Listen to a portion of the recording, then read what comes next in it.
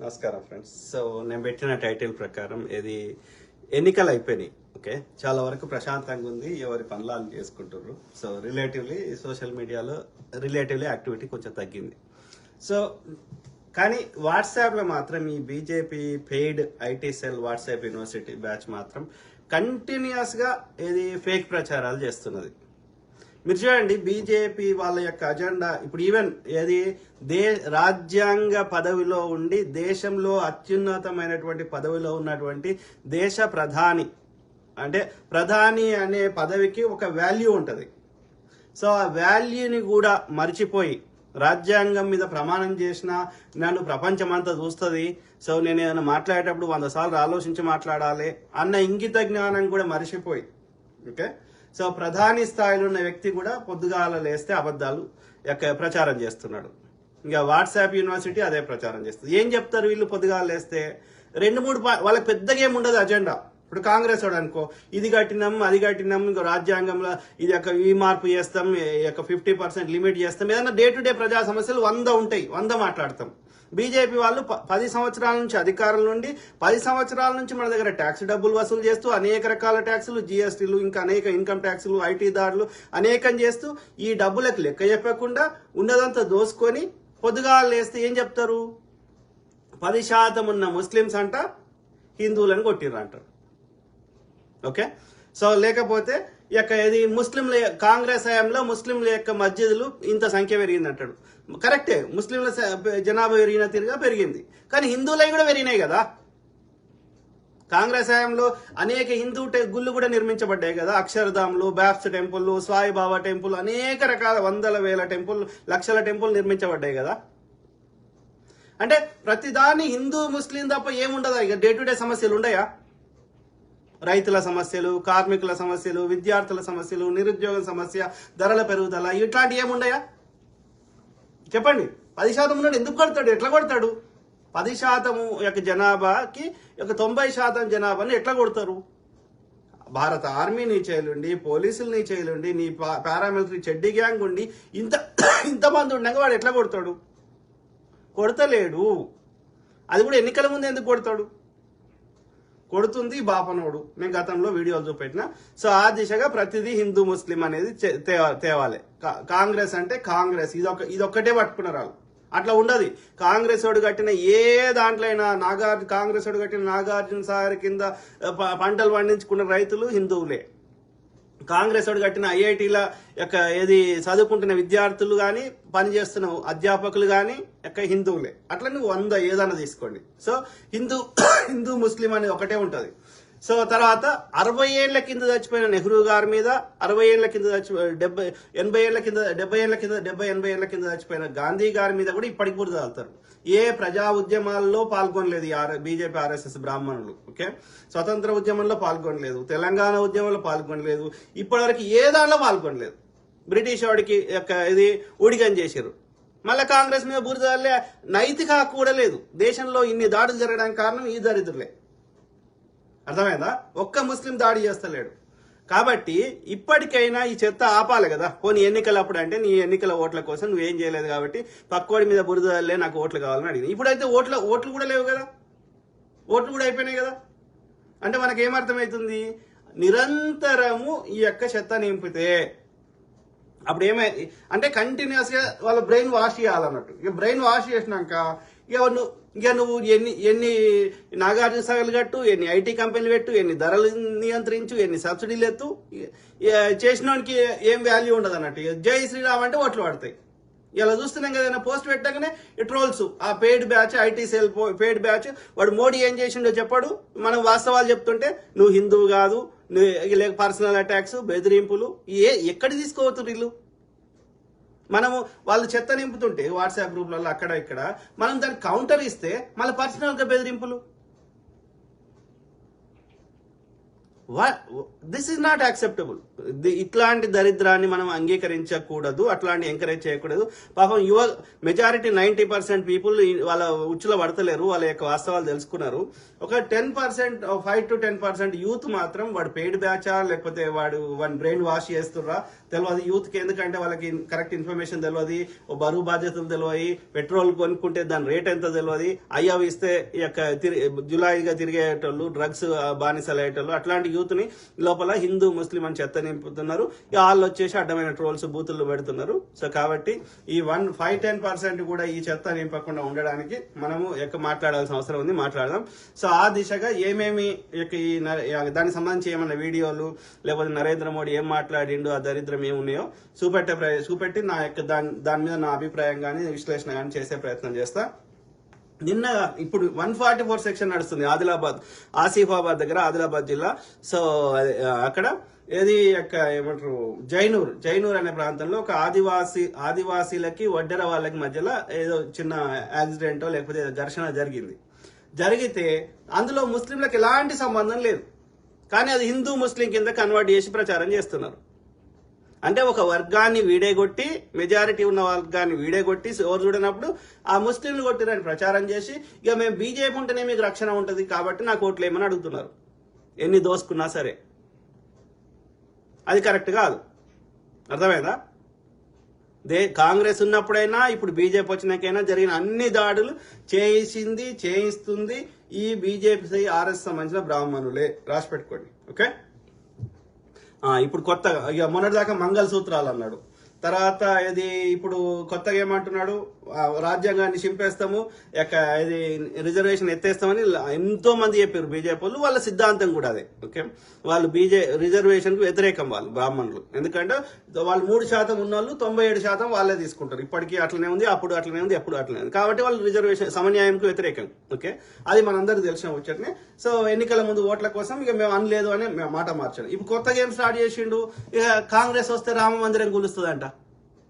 ఏం మాటలు! అట్లయితే మరి కాంగ్రెస్ హయాంలో ఎన్ని కొత్త గుళ్ళు కట్టబడ్డాయి? మరి ఉన్న గుళ్ళని కూలిపోతుండే. అదే నిజమైతే ముస్లిం రాజుల హయాంలో ఎన్నో గుళ్ళు కూలిపోతుండే. ఏం మాట్లాడతారు? ఉన్న గుళ్ళకి నైవేద్యం పెట్టే పరిస్థితి లేదు, ఉన్న గుళ్ళ శివతులావస్థకు వస్తున్నాయి, వాటిని ఒక దిక్కు దివానం చూసిన ఇది లేదు. ప్రజలు చందాలు వేసుకుని అప్పుడు కట్టుకున్నారు, ఇప్పుడు కట్టుకున్నారు, ఎప్పుడైనా కట్టుకుంటారు కదా. ఏం మాట్లాడతారు? పొద్దుగా లేస్తే అబద్ధాలు ప్రచారం కాకపోతే కాదు. బీజేపీ రాగానే ఇందులోకి ఎందుకు థ్రెట్ వస్తుందిరా? ఆలోచించండి మిత్రులారా. సో ఆ క్రమంలో దాని రిలేటెడ్ కొన్ని వీడియోలు చూద్దాం. దాని గురించి నేను నా యొక్క అభిప్రాయం చెప్పే ప్రయత్నం చేస్తా, ఓకే? సో చూద్దాం ఎట్లా చెత్త నింపుతారో చూద్దాం. చూడు మోడీ ఏమంటుడు.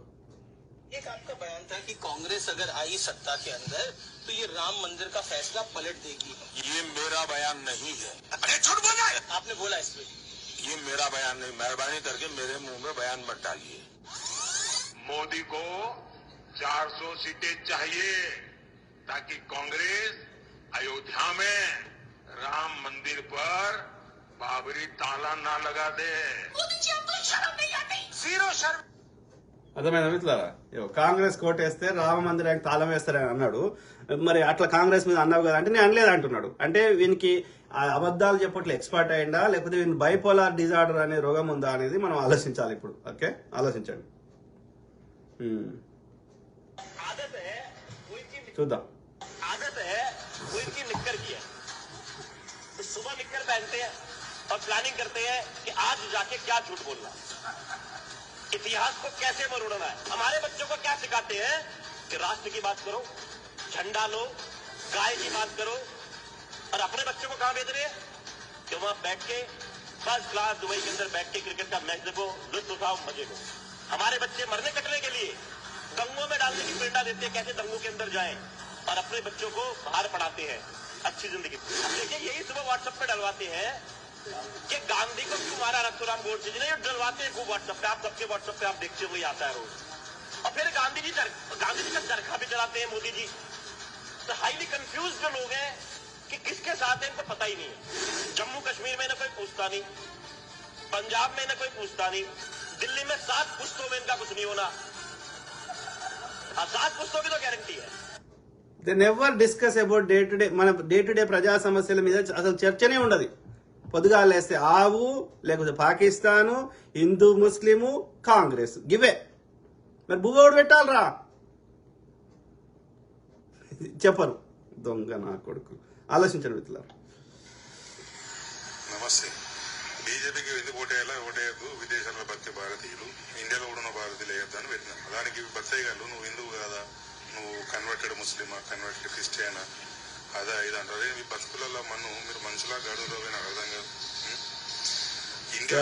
అన్న ఈ మిడిల్ ఈస్ట్ లో ఉంటాడు. సో ఆయన నా లెక్కనే బాధపడి ఇట్లా పెడతారు, వాళ్ళకి నచ్చినవి వాళ్ళు మాట్లాడతారు. ఇప్పుడు సోషల్ మీడియాలో అందరు మాట్లాడతారు. సో ఎవరికి భావ స్వేచ్ఛ ఉంది వాళ్ళు వాళ్ళ బాధ వ్యక్తం చేస్తూ వాళ్ళు మాట్లాడతారు. మాట్లాడినప్పుడు నీకెంత భావ స్వేచ్ఛ ఉందో నీ ఫేక్ ప్రచారం చేయడానికి, వాళ్ళకి నిజం చెప్పడానికి వాళ్ళకి కూడా అంతే హక్కు ఉంది కదా. కానీ ఎవ్వరు వాస్తవాలు మాట్లాడితే వాళ్ళ మీద ట్రోల్స్, వాళ్ళని పర్సనల్ అటాక్స్, వాళ్ళకి కాల్ చేసి బెదిరించుడు. ఏంది ఇది? ఈ బుల్డోజ్ చేసుడు ఏంది? ఆలోచించండి మిత్రులారా ప్లీజ్, దయచేసి. We should not entertain such kind of non sense. Okay, ఎందుకంటే ఇప్పటికే దరిద్రం ఇప్పుడు ఎంత అన్ని సామాజిక వర్గాల వారు బాధపడుతున్నారు. నార్త్ ఇండియాలో అయితే మరీ కోపం ఉంది. ఎందుకంటే ఈ సౌత్ ఇండియాలో ఏది బీజేపీ పాలిత రాష్ట్రాలు లేవు కాబట్టి కొంచెం ఊపిరి పీల్చుకుంటున్నాం. ఉత్తర భారతదేశంలో అయితే చాలా బాధపడుతున్నారు హిందువులే. ఇవాళ హిందువులు వాళ్ళని ఎట్లా ఉరికొంచి కొట్టే పరిస్థితి ఉంది. వాళ్ళ యొక్క మొత్తం ఏమంటారు పాండాలు అంటే వాళ్ళ యొక్క వేదికలు కూడా గులగొడుతున్నారు. అర్థమైందా? సో నార్త్ ఇండియాలో బీజేపీకి దాదాపు ఓట్లు రావు, వాడు ఎంత మతం పిచ్చి లేపినా రావు. సౌత్ ఇండియాలో అప్పటికి ఇప్పటికి పెద్దగా బీజేపీ పెరిగే అవకాశం లేదు. గ్యారెంటీగా బీజేపీ ఓడిపోతుంది. అయినా ఈ సత్తాని ఎప్పుడు ఆపుతలేరు దరిద్రం అక్కడికి. ఆలోచించండి. चुनावी मंच पर जहां जहां मोदी जी प्रचार कर रहे हैं, ज्यादातर वे यही बातें कर रहे हैं कि कांग्रेस पार्टी धर्म विरोधी पार्टी है, कांग्रेस पार्टी से सावधान रहो, आपके भैंस चुरा लेगी, आपके मंगलसूत्र चुरा के किसी और को दे देगी। देखिए, प्रधानमंत्री पद का एक स्तर होता है। बड़े बड़े लोगों ने महान देश भक्तों ने इस पद को संभाला है। जवाहरलाल नेहरू, इंदिरा गांधी ठीक है मेरे परिवार के, मैं तो कहती हूँ वाजपेयी जी, शास्त्री जी जैसे, मनमोहन सिंह जी जैसे. అట్లా కాదు, నువ్వు నేను 10 ఏళ్ళ అధికారంలో ఉన్నప్పుడు నేను చేసినా అని చెప్పుకొని ఓట్లు అడిగితే నువ్వు మంచిగా చేస్తే ఓటేస్తారు కదా. నువ్వు ఆవాస్ యోజన కింద ఇల్లు ఇచ్చినా అని అంటున్నావు. అన్నప్పుడు నిజంగా నువ్వు ఆవాస్ యోజన కింద ఇల్లు వచ్చిన వాళ్ళు నీకే ఓటేస్తారు కదా. సింపుల్ అయిపోయింది కదా. ఆయుష్మాన్ భారత్ ఇచ్చిన అంటున్నావు. ఆయుష్మాన్ భారత్ కింద ఏమైనా వాళ్ళు నిజంగా ఫలితం పొందిన వాళ్ళు నీకే ఓటేస్తారు కదా. ఈ కొట్లాట ఎక్కడిది? అంటే నీ అంతరాత్మకు తెలుసు నువ్వేమీ చేయలేదు, మొత్తం దోసుకున్నావు కాబట్టి నీకు ఓట్లు పడాయి. కాబట్టి నీ పొద్దుగాళ్ళు చేస్తే గోలేంది రాడు అని చెప్తే నువ్వు ఎంత గలీజ్ ఉన్నా నీకే ఓటేస్తా. ఆడు చెడ్డగా ఉన్నారు కాబట్టి ఎంత దోసుకున్నా ఎంత గలీజ్గా చేసినా నాకే ఓటేస్తారు అని నీవు భ్రమపడుతున్నావు. ఎల్లకాలం ప్రజల్ని ఉల్లు చేయలేం, గుర్తుపెట్టుకోవాలి ఆ మోడీ అనే దరిద్రుడు. ఓకే, ప్లస్ ప్రధానమంత్రి అనే పదవికి దానికి ఒక విలువ ఉంటది కదా. కొన్ని విలువలతోటి బతకాలి కదా, కొన్ని విలువలతోటి మాట్లాడాలి కదా. పొద్దుగా లేస్తే నేషనల్ మీడియాలో ఇంటర్నేషనల్ మీడియాలో ఫేక్ ప్రచారం చేస్తే ఇప్పుడు ఫ్యాక్ట్ చెక్ చేసి చెప్పరా ప్రజలు? నీదే ఇజ్జత్ పోతుంది కదా. ప్రజలు అట్లా గుడ్డిగా నమ్ముతారా? వాళ్ళ కన్ను లేవా? వాళ్ళకి సోషల్ మీడియా లేదా? వాళ్ళకి నిజాలు చెప్పే వాట్సాప్ యూనివర్సిటీ లేవా? ఆలోచించండి మిత్రులారా. की गरिमा रखी, सबने पद का स्तर रखा, किसी ने इस तरह की भाषा न इस्तेमाल की और किसी ने इस तरह की बातें नहीं की कि जनता को मतलब आप बेवकूफ समझ रहे हैं कि चुनाव है और आप विकास की बात नहीं करते। जनता पिस रही है, किसान कमा नहीं पा रहा है, आप कर्ज माफ कर रहे हैं बड़े बड़े उद्योगपतियों के 16 लाख करोड़, किसान का 1 रुपया माफ नहीं कर रहे हैं और उसकी बात भी नहीं कर रहे हैं. రైతుల సమస్యలు మాట్లాడవు, రైతులు చచ్చిపోతే వాళ్ళకి కాంపెన్సేషన్ ఇవ్వవు, రైతుల మీద ట్రాక్టర్లు ఎక్కిస్తావు, మొన్న డేటా అడిగితే ఆర్టీఐఎస్ డేటా అడిగితే నో డేటా అవైలబుల్ అంటావు. సో అదే అదానిల కంపెనీలకు వాళ్ళ యొక్క రుణాలు మాఫీ చేస్తావు. వీటి గురించి ఇట్లాంటి వాటి గురించి చర్చలు ఉండవు. ఇట్లాంటి వాటి గురించి ప్రజా సమస్యల గురించి చర్చలకు మండిపాటు పడితే పార్లమెంట్లోకి వెళ్ళి వాళ్ళ సస్పెండ్ చేస్తావు. What is this? There should be limit for, దేనికైనా ఒక హద్దు అనేది ఉండదా? అన్యాయానికి అక్రమాలకు కూడా ఒక లిమిట్ ఉండదా? ఆలోచించండి మిత్రులారా.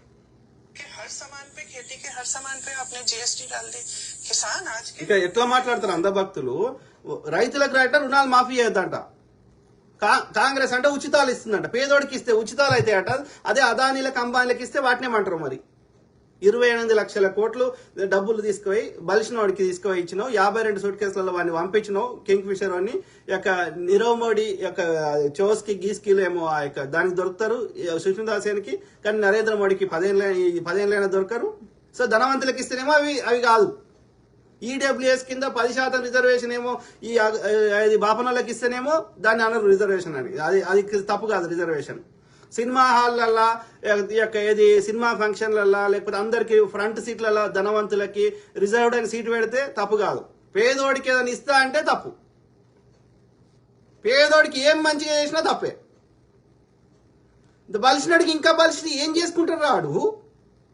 మనీ డిస్ట్రిబ్యూషన్ జరిగి అందరి చేల పైసలు ఆడితే కదా అందరు వస్తువులు కొనుక్కుంటే అప్పుడు గవర్నమెంట్కి ట్యాక్సులు వస్తాయి. గవర్నమెంట్కి ట్యాక్సులు వస్తే మనం కట్టగలుగుతాం. ఒక దగ్గర ఇప్పుడు 1,00,000 కోట్లు ఉన్నాయి అదాని దగ్గర. ఇప్పుడు వాడు ఆ 1,00,000 కోట్లే వాడు తినలేడు, ముక్కిపోతాయి. నువ్వు ఇంకా వానికి ఇంకో 50 లక్షల కోట్లు తీసుకుపోయి ఇచ్చినావు, ఏం చేసుకుంటాడు? వాడు ఉన్న సంపద మీద కూడా ట్యాక్స్ కట్టాడు, వాడు అఫీషియల్ గా సంపద కూడా చూపెట్టుకోడు, ముక్కిపోతుంది కదా. నువ్వు తింటలేవు, నేను తింటలేను కదా. ఆ సంపద అందరికి డిస్ట్రిబ్యూట్ అయితే అందరు ఏదో ఒక వస్తువు కొనుక్కుంటారు, అందరు కార్లు కొనుక్కుంటారు, అందరూ ఏదో ఒకటి కొనుక్కున్నప్పుడు కంపల్సరీ ట్యాక్స్ కడతారు. ఇన్కమ్ ట్యాక్స్ కానీ లేకపోతే ఈ యొక్క జిఎస్టీలు అట్లాంటివి కట్టినప్పుడు మనకి ట్యాక్స్ గవర్నమెంట్ లో బడ్జెట్ లో పెరుగుతుంది కదా. పెరిగితే గవర్నమెంట్ ఏమైనా ఇంకా రోడ్లు వేస్తుంది, ఇంకేమైనా ఉద్యోగాలు ఇస్తుంది, ఇంకేమైనా ఇవ్వగలుగుతుంది కదా. 10% ఉన్నవానేమో ఇంకా ధనవంతుని చేస్తావు, మిగతా వాళ్ళందరినీ పేదోళ్ళని చేసి కూర్చుంటే పెడతా అంటే ఎంత దొడ్డు రేషన్ బియ్యం ఇస్తా అంటే ఎంతవరకు కరెక్ట్? నీ సిద్ధాంతంలో తప్పు ఉన్నది, కరెక్ట్ కాదు అది. మరి వాడు పోనీ నువ్వు ఎవరికైతే దోచిపెట్టించినావు వాడు భూమి ఉన్నంత కాలం ఉంటాడా? వాడు కూడా చచ్చిపోయేదే కదా, వాడు కూడా అన్ని వదిలేసిపోయేదే కదా. లేడు కదా వాడు యొక్క అంబానీ వాళ్ళ నాయన చచ్చిపోయింది కదా, ధీరుభాయ్ అంబానీ చచ్చిపోయింది కదా 60 ఏళ్ళకే. దేశాలు కొనే పైసలున్నా మరి ఎందుకురా ఈ కక్కుర్తి? చెప్పరు. సిస్టమేటిక్ డిస్క్రిమినేషన్, వివక్ష జరుగుతుంది. 90% దేశ ప్రజలను యొక్క నాశనం చేసే దిశకు తీసుకొస్తున్నారు. ఎంతవరకు కరెక్ట్? సిగ్గుండాలి, ఆలోచించండి మిత్రులారా. एक समय में रोजगार मिलता था खेती किसानी से, आज कमा भी नहीं पा रहा है। और आप उसके लिए कुछ नहीं कहेंगे, आप गरीबों के लिए कुछ नहीं कहेंगे, छोड़ दीजिए मिडिल क्लास के लिए क्या कहा है आपने। तो आप किसी के लिए कुछ कह नहीं रहे हैं, और जो सचमुच विकास की बात है वो कर नहीं रहे, कर रहे हैं फिजूल की बातें। और फिर आप कहते हैं विकसित भारत, ठीक है, फिर हम इंतजार करते हैं 50 साल और विकसित भारत के लिए। ఆలోచించండి మిత్రులారా ప్లీజ్. ఎంత బురదలుడా, దేనికైనా ఒక లిమిట్ ఉండదా? మహిళలు ఉచితంగా బస్సులో ప్రయాణం చేయడాన్ని ప్రధానమంత్రి గారి స్థాయిలో జీర్ణించుకోలేకపోతారు. తప్పేంది కొన్ని రాష్ట్రాలు వాళ్ళేమో ఇయ్యరు, మనం ఇస్తేనేమో మన మీద బురదలుతారు ఉచితాలంట. తప్పేముందిరా? పేదోడు తెల్ల రేషన్ కార్డు ఉన్నాడు, దారిద్ర్యానికి దిగువ ఉన్నాడు, వానికి పెద్దగా ఆదాయం లేనివాడికి సహాయం చేస్తే తప్పేమున్నది? వాడికి కూడా బతికే హక్కు ఉంది కదా భూమి మీద. నీ మొత్తం ఆస్తి తీసుకో ఇస్తలేం కదా, వాడి కనీస అవసరాలు తీరుస్తున్నాం కదా. వాడికి గ్యాస్ సిలిండరు, వాళ్ళు బస్సులో ప్రయాణం చేసి చిన్న చేస్తున్నాం కదా, అది బేసిక్ నీడ్సే కదా. మనమేం మందు ఫ్రీగా తీసుకో ఇస్తలేం కదా, మనమేం డ్రగ్స్ ఫ్రీగా తీసుకో ఇస్తలేం కదా, మనమేం కార్లు ఫ్రీగా తీసుకో ఇస్తలేం కదా. వానికి కనీస అవసరాలే తీరుస్తున్నాం కదా, తప్పేమున్నది? వాళ్ళందరి సంపద మీ ధనవంతులు కొల్లగడతలేరా? వాళ్ళు జిఎస్టీ కడతలేరా? వాళ్ళ జనాభా ఎక్కువ ఉన్నాడు, వాళ్ళే కదా ఎక్కువ జిఎస్టీ కడుతుంది. వాళ్ళకి హక్కు లేదా? సిగ్గులేని దరిద్రపు నా కొడుకులు కదా.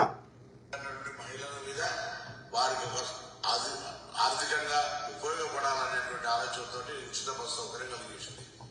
వాస్తవంగా దీనికి మెట్రోకు సంబంధం లేదు. మెట్రో ప్రయాణికుల సెక్టర్ మెట్రో ప్రయాణికులదే. ఇవాళ మెట్రో పరంగా ఇంటర్వ్యూ చేస్తే ఇంకా బోగిలు పెంచమని అడుగుతా ఉన్నారు. అది వదిలిపెట్టి ప్రధానమంత్రి గారు రాజకీయపరమైనటువంటి లబ్ధికి సంబంధించిన విషయంలో ఆలోచన చేస్తా ఉన్నారా? ఇంత బస్సు ప్రయాణానికి సంబంధించినటువంటి దాని మీద ప్రధానమంత్రి గారు ఎందుకు ఆ విధంగా వ్యవహారం చేస్తుందో తెలియదు. కానీ తెలంగాణ రాష్ట్ర ప్రభుత్వం కాంగ్రెస్ పార్టీ తప్పకుండా మహిళలకు ఎవరైనా తెలంగాణలో ఉన్నటువంటి హైదరాబాద్ లో మెట్రో వాళ్ళు ఏం చేసినా ఇంకోరు ఏం చేసినా ఉచిత బస్సు ప్రయాణం అనేటువంటి ఏ ఇబ్బంది భవిష్యత్తులో ఉండదు. దీనికి ఇంకా కొన్ని రూట్లు పెంచి, కొన్ని బస్సులు పెంచి, కొంత ఇంకా సౌకర్యంగా చేయడానికి మా ప్రయత్నం కొనసాగుతుంది. ఆ విషయాన్ని గమనించాలి. ప్రధానమంత్రి గారు మీరు మహిళల మీద ఆడిపోసుకోవడం బంద్ చేసుకోండి. ఈ విధంగా ఉచితంగా బస్సు ఇచ్చేంత మాత్రాన మీకు నష్టం జరుగుతున్నట్టు అజీర్ణాన్ని మాట్లాడితే మంచిది కాదు. ఇటువంటి చిన్న చిన్న పరమైన వ్యాఖ్యలు చేసి ప్రధానమంత్రి స్థాయిని దిగజార్చుకోవద్దని ఇంట్లో చెప్తాం. కాదు, ఒక దేశ ప్రధాని ఒక చిన్న రాష్ట్రంలో ఏది ఉన్నాయే కాంగ్రెస్ 3-4 రాష్ట్రాలకు ఉంచిన ఒక 10 ప్రజలేమో 15 రాష్ట్రాలు ఎన్నుకుంటే దాన్ని లాస్ట్కు 3-4 రాష్ట్రాలకు కాంగ్రెస్ ఎమ్మెల్యేలు అందరినీ కొనుక్కొని లేకపోతే ఏది సిబిఐ ఈడీ ఐటీ అని చెప్పి బెదిరించి అట్లా చేసినావు. సో అన్ని రకాలుగా ప్రజాస్వామ్యాన్ని కూని చేసినావు. ప్రజలకి, పేదోళ్ళకి, ఒక సామాన్యులకి వాళ్ళకి కూడా ఇప్పుడు బస్సు ప్రయాణం ఇస్తే ఏమైంది? మహిళలు వాళ్ళంతటా వాళ్ళు పోతున్నారు, వాళ్ళ పనులు వాళ్ళు చేసుకుంటున్నారు, తప్పేమున్నది? హస్బెండ్ మీదనో అన్న మీదనో డిపెండెంట్ కాకుండా వాళ్ళ పనులు వాళ్ళు చేసుకుంటే మహిళా సాధికారత, బేటీ పడావో బేటీ బచావో అని పేరు పెట్టినావు. కానీ నువ్వు ఏం చర్యలు తీసుకున్నావు? కాంగ్రెస్ వాటి చర్యలు తీసుకుంటున్నప్పుడు అప్రిషియేట్ చేయాల్సింది పోయి దాంట్లో కూడా బురదల్లుడు ఏందిరా నాయన? అందుకే అంట నువ్వు బ్రెయిన్లెస్ ఫెల్లవు. నీకు నీ బ్రెయిన్ లా ఏమంటారు, పెండ ఉన్నది, ఆవు పెండ ఉన్నది. झूठ बोलने की जितनी हदें होती है ना, नरेंद्र मोदी ने वो सारी हदें पार कर दी है। अभी कुछ दिन पहले अमित शाह तेलंगाना में जाकर कहते हैं कि मोदी जी को वोट करो, मोदी जी तेलंगाना को नंबर 1 स्टेट बना देंगे देश की। मोदी जी के नेतृत्व में 10 सीट दे दीजिए, हम तेलंगाना को देश का नंबर 1 राज्य बनाएंगे, नंबर 1 राज्य। 3 दिन पहले नरेंद्र मोदी उड़ीसा में जाकर कहते हैं कि हमें वोट करो, हम उड़ीसा को नंबर 1 स्टेट बना देंगे। 5 साल में ये मोदी की गारंटी है, उड़ीसा को हम नंबर 1 बना देंगे। इतना ही नहीं, इससे पहले कर्नाटका में जाकर कहा था कि हम कर्नाटका को नंबर 1 स्टेट बनाएंगे। कर्नाटका को पूरे देश का नंबर 1 राज्य बनाने का लिए। इससे एक ही चीज पता लगती है, ये देश की जनता को, आप लोगों को बिल्कुल बेवकूफ समझते हैं। मोदी का वो मुसलमान मंगलसूत्र वाला भाषण याद है ना, कि देश की संपत्ति पर पहला अधिकार मुसलमानों का है। आज मोदी वाराणसी में इंटरव्यू देते वक्त कहते हैं कि वो हिंदू मुसलमान तो कभी कर ही नहीं सकते। मैं जिस दिन हिंदू मुसलमान करूंगा ना, उस दिन मैं सार्वजनिक जीवन में रहने योग्य नहीं रहूंगा और मैं हिंदू मुसलमान नहीं करूंगा। ये मेरा संकल्प है। मतलब झूठ बोलने की भी हद होती है यार। अगर आप में से अभी भी कोई ऐसा बचा है ना जो मोदी की बातों में यकीन कर रहा है, अपने माथे के ऊपर बेवकूफ लिखवा लो। కరెక్ట్. మాతే అంటే ఈ యొక్క నొసల మీద బేవకూఫ్ అని రాసుకో అంటున్నాడు. ఇంకా మోడీ మాటలు నమ్మితే ఎందుకు ఇప్పుడు ఆధారం కూడా చూపెట్టినాం కదా, ఈ సోషల్ మీడియా దయ వల్ల మనం ఏది అన్ని చూపెట్టగలుగుతున్నాం. లేకపోతే ఈ బీజేపీ ఐటీ సెల్లోడు మనం ఏం చెప్పినా అది మనం ఫేక్ అంటుండే మీడియాని కంట్రోల్లో పెట్టుకొని. ఓకే, సో ఇప్పుడు ఇది కర్ణాటకలా నంబర్ 1 స్టేట్ అన్నాడు. ఎవరిని చేయడు, అది వేరే ముచ్చట. కానీ ఎంత నీచంగా అబద్ధాలు ప్రచారం చేస్తారనేది చూడండి. ఇది కాంగ్రెస్ పిల్లల్ని ఎక్కువ వేస్తాడు, కాంగ్రెస్ ఓటేస్తే ముస్లింలే చెప్పిండు కదా, మీ సంపదను తీసుకుపోయి ముస్లింలకు ఇస్తాడని అక్కడ చెప్పిండు. మళ్ళీ ఇప్పుడు ఏమంటున్నాడు, కాశీలకు పోయి నేను అప్పుడు ఎప్పుడు అనలేదు అంటున్నాడు. అంటే వీనికి రెండిట్లో ఏదో ఒకటి ఉన్నది. అయితే వాడి ప్రజలు ఎడ్డోళ్ళు నేను ఏం చెప్పినా నడుస్తుంది అని అనుకుంటుండా, లేకపోతే వానికి బైపోలార్ డిజార్డర్ ఉందా, ఒకప్పుడు ఒకటి మాట్లాడతాడు తర్వాత మొత్తానికి మర్చిపోతాడు, అపరిచితుడు లెక్క. రెండిట్లో ఏదో ఉన్నది వానికి. ఓకే, ఆలోచించండి మిత్రులారా. సో వాడు ఎవ్వరికి ఏం చేసేది లేదు, అది వేరే ముచ్చట. కానీ ఇక చూడు, వాట్సాప్ యూనివర్సిటీలకు ఇట్లా కాంగ్రెస్ మీద, గాంధీ ఫ్యామిలీ మీద వాళ్ళు స్వతంత్రం గురించి పోరాడి ఎన్నో కొట్లాడి ఎన్నోసార్లు హంగర్ స్ట్రైక్ చేసి బ్రిటిష్ వారిని ఒప్పించి ఎన్నో చట్టాలు తెచ్చి మనకి వాళ్ళు వెళ్ళిపోయేటట్టు చేయడము, ఉన్నన్ని రోజులు కూడా మనకి ఊపిరి పీల్చుకునేటట్టు చేయడము, ఆ పరిపాలన భాగస్వామ్యం చేస్తే మళ్ళీ కాంగ్రెస్ వాడు ఒక్క బీజేపీ ఆర్ఎస్ స్వతంత్ర ఉద్యమంలో పాల్గొనలేదు. పాల్గొంటుంటే వద్దని పిలుపులు ఇచ్చారు. ఇదే ఎడ్గేవాకర్లు, ఇదే గోల్వాల్కర్, వీళ్ళందరూ. ఓకే, సో ఇదే సావర్కర్లు. సో వాళ్ళ దగ్గర 60 రూపాయల పెన్షన్ తీసుకున్నారు. వాని కింద రాతపూత పని చేసారు, వాని ఆర్మీలో పని చేసారు. మళ్ళీ ఇవాళ వచ్చేసి మళ్ళీ కాంగ్రెస్ మీద బురదలడం. చూడండి మీరు, దేశ స్వతంత్రం గురించి కొట్లాడినోడు కాంగ్రెస్ జాతీయవాదులైనటువంటి కాంగ్రెస్ వాళ్ళు, తర్వాత ఈ కాంగ్రెస్ పంతాలో పోతే, అహింసా పద్ధతిలో పోతే, గాంధేయ మార్గంలో పోతే లేట్ అవుతుంది కాబట్టి ఇది విప్లవ పంతాలో పోతేనే వాడు ఒక్కడి కొడితే కన్ను దిద్దాం, ఈ ఒక చెంప కొడితే 2 చెంపలు ఇచ్చేసి గాంధీ సిద్ధాంతం పనిచేస్తలేదు, వాడు ఒక్కడి కొడితే మనం 10 కొడదామన్న సిద్ధాంతంతో ట్రై చేశారు. కానీ వారు బలవంతుడు కాబట్టి వానితో గెలవలేక పాపం అల్లూరు సీతారామరాజు, భగత్ సింగ్ గారు ఇట్లా విప్లవ మెంటాలిటీ ఉన్న వాళ్ళు, కమ్యూనిస్ట్ మెంటాలిటీ ఉన్న వాళ్ళు అందరినీ, చంద్రశేఖర్ ఆజాద్ ఇట్లాంటి వాళ్ళందరినీ వాడు చంపేయగలిగాడు బ్రిటిష్ వాడు. సో వాడు బలమైన వాడు ఉన్నాడు కాబట్టి మనకు హింసా మార్గంలో చెల్లదు అని సుభాష్ చంద్రబోస్ ఇట్లాంటి వాళ్ళని. కాబట్టి మనం అహింసా మార్గంలో కొట్లాడదామని గాంధీ, నెహ్రూ వీళ్ళందరూ జాతీయవాదులు కొట్లాడారు. కానీ ఎవడరా అసలే కొట్లాడంది? తెలంగాణ సాయుధ పోరాటం అయితే ఎక్కడా కనిపించాడు బీజేపీ ఆర్ఎస్ఎస్ బాపనోడు. తెలంగాణ ఉద్యమం అయితే బీజేపీ ఆర్ఎస్ఎస్ బాపనోడు ఎక్కడ కనిపించాడు. స్వతంత్ర ఉద్యమం అయితే బీజేపీ ఆర్ఎస్ఎస్ బాపనోడు ఎక్కడా కనిపించాడు. అట్లా నువ్వు ఏదన్నా తీసుకో, ఏ పోరాటం అన్నా తీసుకో. కానీ చెత్త నింపుట్లో మాత్రం గుళ్ళల్లో చెత్త నింపుడు, ఈ వాట్సాప్ యూనివర్సిటీల చెత్త నింపుడు, ఈ రెగ్యులర్ గోధి మీడియాల చెత్త నింపుడు మాత్రం పొద్దుగాల లేస్తే నిరంతరం 24 hours చేస్తారు. చూద్దాం, చూడండి.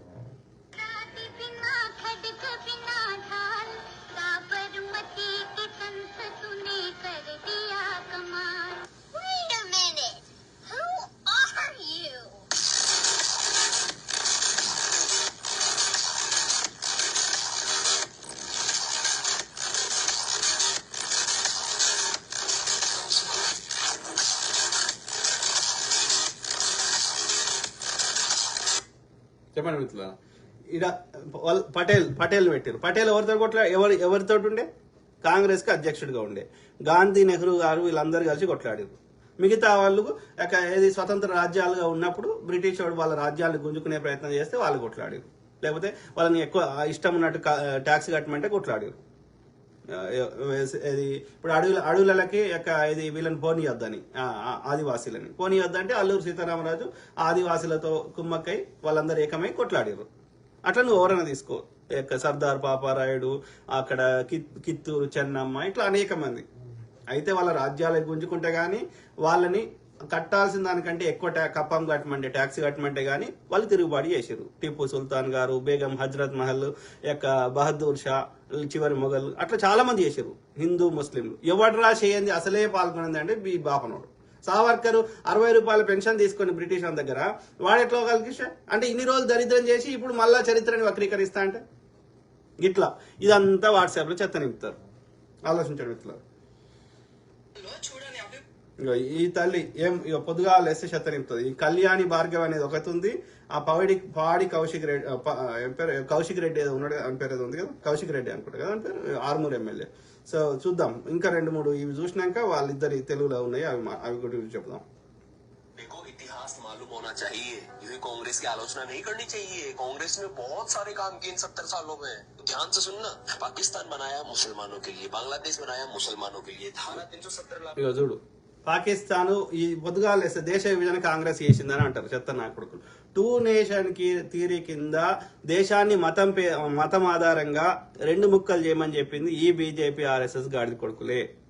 నేను అబద్ధం చెప్తే మీకు అనిపిస్తే 2 నేషన్ థియరీ అని చదవండి, గూగుల్లో సెర్చ్ చేయండి, యూట్యూబ్లో సెర్చ్ చేయండి, లేకపోతే మీకు తెలిసిన ఎవరైనా ప్రొఫెసర్ని కానీ మేధావులను అడగండి. 2 నేషన్ థియరీ కింద ముస్లింలకి ఇది పాకిస్తాను, హిందువులకి హిందుస్థానీ అని ఎవరు చెప్పినరు? బీజేపీ ఆర్ఎస్ఎస్ వల్ల. అవునా కాదా మీరు తెలుసుకోండి. ఇప్పుడు ఉన్నటువంటి నార్త్ వెస్ట్ ప్రావిన్స్ అంటే సింధ్, బెలూచిస్తాన్, పాకిస్తాన్ ప్రాంతాల్లో, అదేవిధంగా ఇప్పుడున్నటువంటి ఇప్పుడు ఈస్ట్ బెంగాల్, వెస్ట్ బెంగాల్ అంటే అప్పుడున్న ఉమ్మడి బెంగాల్. ఓకే, సో ఆ ప్రాంతంలో ముస్లిం లీగ్ తో కలిసి గవర్నమెంట్ ఎవరు ఫామ్ చేశారు? ఇదే బీజేపీ ఆర్ఎస్ఎస్ సంబంధించిన వాళ్ళు కాదా? ఇదే హిందూ మహాసభ కాదా? ఇదే సావర్కర్ కాదా? సో వాళ్ళు దేశాన్ని ముక్కలు చేయమంటే గాంధీ గారు తీవ్రంగా వ్యతిరేకించారు. హంగర్ స్ట్రైక్ చేశాడు కలకత్తాలో. కాంగ్రెస్ లో అందరూ వ్యతిరేకించారు. కానీ ఆ ముస్లిం లీగ్ వాడు బ్రిటిష్ వాడితో కుమ్మక్కై, సో అదొక కుట్ర ప్రకారం ఊచకోతలు చేస్తూ గ్రౌండ్ లో పోలీసులను పెట్టకుండా దేశాన్ని ముక్కలు చేసేస్తూ ఊచకోతలు ఆపడానికి ఒప్పుకోవాల్సి వచ్చింది. ముస్లిం లీగ్ వాళ్ళు ఊచకోతలకు హిందువులను కోసారు, ఆ ముస్లింలని ఈ హిందూ మహాసభ వాడు కోసాడు. సో ఇరు దిక్కుల అందరూ మన వాళ్ళే, అందరూ భారతీయులే. కాబట్టి ఈ మానవ హననం ఆగాలి, హిందువుల చావులు ఆగాలి, ముస్లింల చావులు ఆగాలని చెప్పి మనకు నచ్చకపోయినా ఒప్పుకున్నాం. ఇదంతా చేయించింది ఎవడు? ఇదే హిందూ మహాసభోడు, అదే ముస్లిం లీగ్ వాడు, అదే బ్రిటిష్ వాడు. వీళ్ళు ముగ్గురు ఏకమయ్యారు. ఆ ముగ్గురు కలిసే ఇప్పుడు నేను చెప్పిన కదా, హిందూ మహాసభ, ముస్లిం లీగ్ వాడు కలిసి గవర్నమెంట్ ఫామ్ చేశారు ఇప్పుడున్న బెంగాల్. ఓకే, అట్లనే ఇక్కడ సింధు, బెలూచిస్తాన్ దగ్గర అంటే ఇప్పుడున్న పాకిస్తాన్, ఈస్ట్ పాకిస్తాన్ 2 దిక్కుల బార్డర్. మళ్ళీ ఇక్కడ పంజాబ్ బార్డర్, లాహోరు పంజాబ్ బార్డర్, ఇక్కడనేమో ఇది కలకత్తా. సో 2 బార్డర్లలో ఊచకోతలు కోసింది ఎవరు? ముస్లిం లీగ్ వాళ్ళు, హిందూ మహాసభ వాళ్ళు. అప్పుడు ఇప్పుడు దేశంలో హిందూ ముస్లింలు అన్నదమ్ములు కలిసి ఉంటే ఈ కొట్లాట అసలు ఈ భారతదేశంలో హిందూ ముస్లిం ఫీలింగ్ తెప్పించి కొట్లాటలు స్టార్ట్ చేసింది ఎవరు? ఇదే మరాఠాలు, బాపనోళ్ళు, పేష్వాలు. అంతకుముందు లేకుండే శివాజీ మహారాజు కాలంలో కూడా హిందూ ముస్లింలు అన్నదమ్ములు కలిసి ఉన్నారు. సో శివాజీ మహారాజు బీసీ, ఆయనకు పట్టాభిషేకం చేయాలన్నారు. దాని తర్వాత ఆయన కొట్లాడి ఒక సిస్టమేటిక్ గా రాజ్యాన్ని ఏర్పాటు చేస్తే ఆయన దగ్గరికి వెళ్ళి ఈ పేష్వాలు రాజ్యాన్ని గుంజుకున్నారు. వాళ్ళకి రెండు అన్నదమ్ముల మధ్య కొట్లాడ పెట్టారు. ఒకరికేమో సతారాల యొక్క ఇది వాళ్ళ ఒక వర్గం వారిని ఆ ఛత్రపతి, ఇంకో వర్గం వారిని ఇక్కడ ఇది మన యొక్క రాయ్గఢ్ లో. సో ఇక ఇది వీడేమో పూనాల ఈ పేష్వాలు. మొత్తం వాళ్ళు నామకే వాస్తు వాళ్ళు ఛత్రపతులు. సో మొత్తం పరిపాలన ఓడి చేసిండు వీళ్ళే పేష్వాలు, బాపనోళ్ళు. సో వాళ్ళు ముస్లింలను ఉచ్చకోత కోయడం స్టార్ట్ చేశారు. ఎందుకని? ఈ బాపనోళ్ళ ముస్లింలు భారతదేశంకి రాకముందు బాపనోళ్ళ రాజ్యం ఉండే.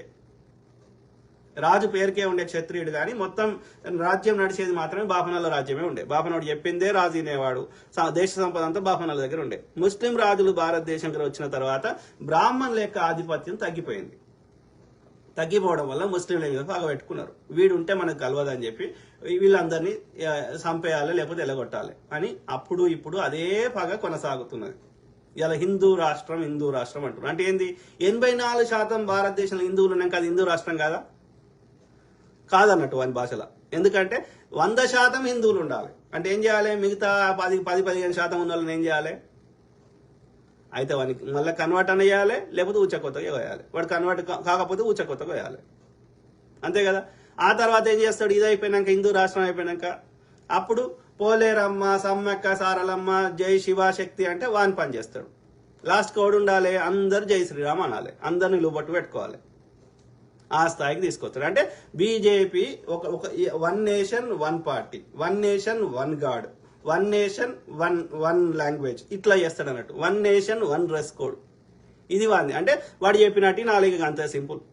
కూసోమంటే కూసోవాలి, లేవమంటే లేవాలి. వాడు రాసుకున్న పుస్తకం ప్రకారం, వాడు రాసుకున్న మనధర్మ శాస్త్రం ప్రకారం వాడు బ్రాహ్మణుడు ఒక్కడే పైన ఉండాలి.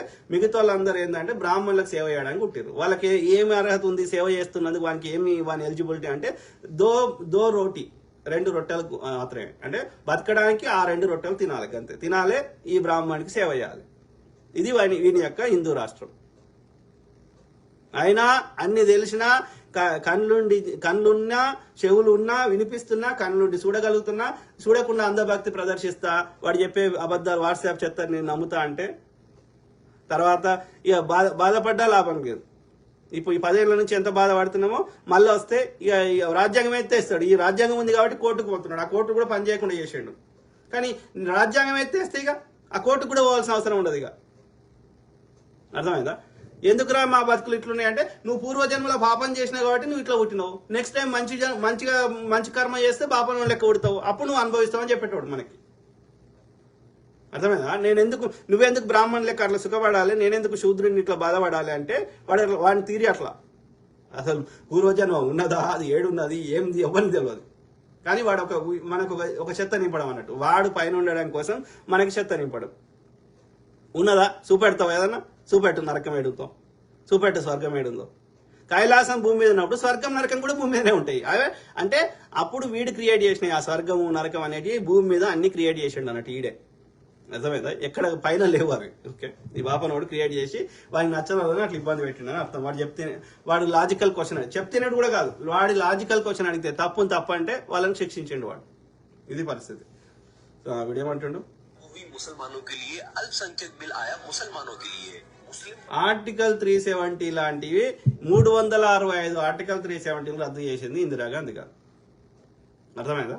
అప్పుడు ఆ ఇన్స్ట్రుమెంట్ ఆఫ్ యాక్సేషన్ పెట్టకపోతే, ఆర్టికల్ 370 మనం పెట్టకపోతే, వీడు ఇవాళ ఎవరికైతే విగ్రహం కట్టిండో అదే పటేల్ గారు పెట్టారు ఆర్టికల్ 370. ఎందుకని? ఆ పెట్టకపోతే ఆ రాజ్యాలు మనకు కలిపాయి.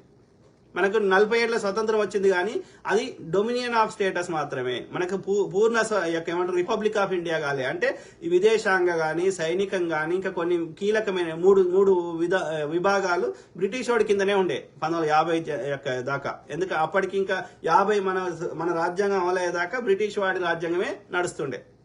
అంటే ఆ పరిపాలనకి ట్రాన్సిషన్ జరిగింది, కానీ పరిపాలన కొన్ని కీలకమైన శాఖలు మన దగ్గర లేకుండే. విదేశాంగ శాఖ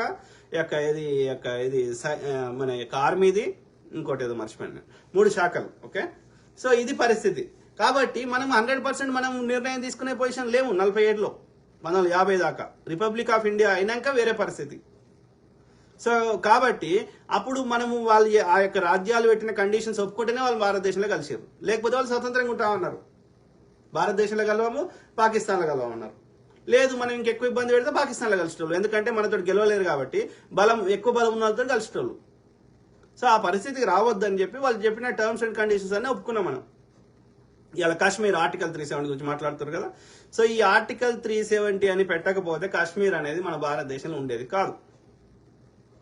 అర్థమైందా? వాళ్ళు ఇండిపెండెంట్ గా ఉంటా అంటే ఆ పాకిస్తాన్ వాడు ఆక్యుపై చేసే ప్రయత్నం చేసినప్పుడు ఆ యొక్క రాజా హరిసింగ్ అనేట ఆయన ఆ కాశ్మీర్ కు ఇండిపెండెంట్ గా ఉన్న కాశ్మీర్ యొక్క రాజు మన యొక్క భారతదేశంకి వచ్చి బతిలాడుకున్నాడు, నాకు రక్షణ ఇయ్య అంటే. మన నెహ్రూ గారు ఏమన్నారంటే రక్షణ ఇస్తాం, ఓకే, కాకపోతే నువ్వు భారతదేశంలో జాయిన్ కావాలని కండిషన్ పెడితే ఆయన ఏమన్నాడు, ఓకే నేను జాయిన్ అవుతా, కానీ నాకు గివి మాత్రం నా కంట్రోల్లో ఉండాలి. ఒక మెయిన్ అవి ఏవైతే ఉన్నాయో ఆ విదేశాంగ, సైనిక, గట్లాంటి కమ్యూనికేషన్, ఈ 3 తప్ప మిగతా అన్ని నాకు ఇండిపెండెంట్, నేను స్వతంత్రంగా ఉంటా అని అన్నాడు. సరే అని ఒప్పుకున్నాం. ఒప్పుకోకపోతే ఆయన మన దేశంలో కలిపేటోడు కాదు. సో అక్కడ ఆ సిచ్యువేషన్ తగ్గట్టుగా మనం చేయాల్సి వచ్చింది. అట్లా ఈ ఒక్క కాశ్మీర్కే చేయలే, దాదాపు 360 సంస్థానాలకి ఇదే చేసినాం. అయితే ఉన్న బడ్జెట్ అంతా ఈ రాజులకి పెన్షన్ ఇవ్వడానికి పోతుంది, భరణం ఇవ్వడానికి పోతుంది అని చెప్పి ఇందిరాగాంధీ గారికి కోపం వచ్చి ఒక రాజాభరణాల రద్దు అనే చట్టం తెచ్చి మొత్తం రాజులకు ఇచ్చే పెన్షన్ రద్దు చేసింది అన్నట్టు. సో గట్ల 365 ఆర్టికల్ 370 రద్దు చేస్తే మనం ఎప్పుడు ప్రచారం చేసుకోలే. కానీ వీడు మాత్రం ఆ ఆర్టికల్ 370 ఇప్పుడున్న దాంట్లో ఏ ఉంది, బి ఉంది. ఓకే, బి ఒకటే రద్దు చేసిండు, ఏం రద్దు చేయలే. అక్కడ ఎవడైనా భూమి కొనుక్కోవచ్చు అని అది ఒక క్లాస్ తీసేసాడు. కానీ ఆ భూమి ఎవరికి ఇచ్చిండు, ఎవడు కొనుక్కున్నాడు? సామాన్యులు ఎవడు కొనుక్కోలే, గదే అదాని కొనుక్కున్నాడు. ఎందుకు కొనుక్కున్నాడు? అదానికి ఎందుకు ఇచ్చిండు? అక్కడ లిథియం గన్లు ఉన్నాయి. సో వీడు ఏ చట్టం తెచ్చినా అదానీలు గుజరాతీ దోస్తులకు దోచిపెట్టడానికి మాత్రమే చేసిండు. ఎందుకు చేసిండు? వాడికి దోచిపెడితే వీనికి రావాల్సిన వాటాలు మూటాలు వస్తాయి. అంటే దోపిడీ మాత్రమే చేసిరు ఈ 10 ఏళ్లలో. వాడు ప్రజలకు పనికి వచ్చేది ఏదీ చేయలేదు. దరిద్రం నా కొడుకు. మళ్ళీ మీదకి వెళ్ళి పొద్దుగా లేస్తే చెప్తా వాట్సాప్ లో.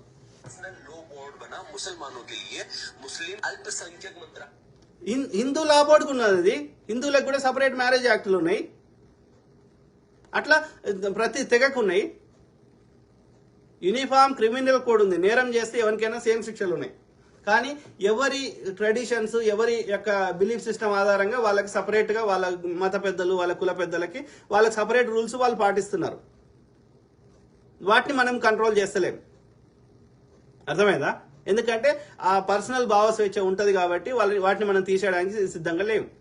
అది తీసేయకూడదు. తీసేస్తే ఆ కులాల వారి, ఆ కుల పెద్దలు కానీ ఆ కులాల వారికి అందరి జై శ్రీరామ్ మొక్కుమంటే ఎందుకు మొక్కుతారు? ఎవరికి నచ్చిన దేవుని వాళ్ళు మొక్కుంటారు.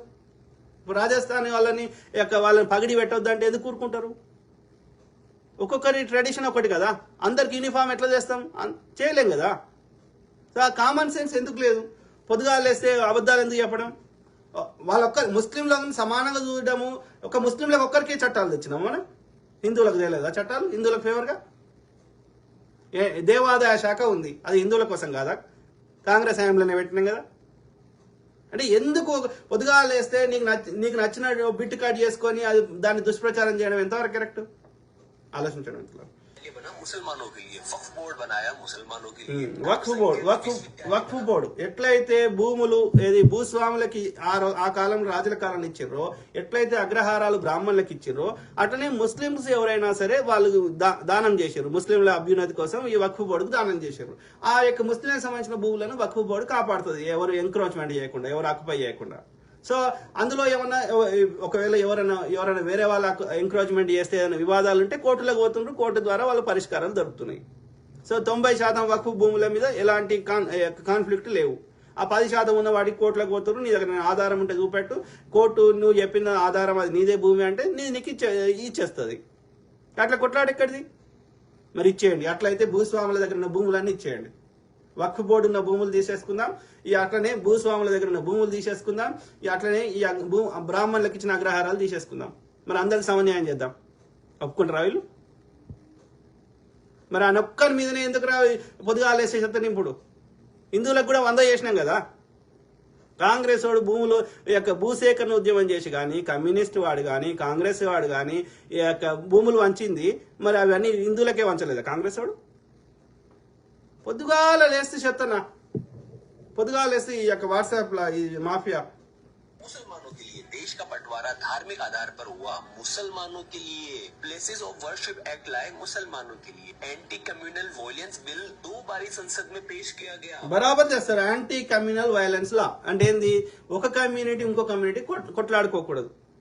బరాబర్ చేస్తారు. ప్రశాంతంగా ఉంటేనే పెట్టుబడులు వస్తాయి. నువ్వు కావాలని పొద్దుగాలేస్తే యుద్ధం కొట్లాడ పెడతా, హిందువులను కొట్టేసి మళ్ళీ ముస్లింలు కొట్టారని ప్రచారం చేస్తా అంటే ఎందుకు ఊరుకుంటాం? వాడు కొట్లాడే దగ్గరికి ఎవడన్నా పెట్టుబడులు పెట్టుకొస్తాడా? ఒక్క బీజేపీ పాలిత రాష్ట్రంలో ఒక ఐటీ కంపెనీలు ఉన్నాయా? యాంటీ కమ్యూనల్ వైలెన్స్ లా అంటే ఏంది?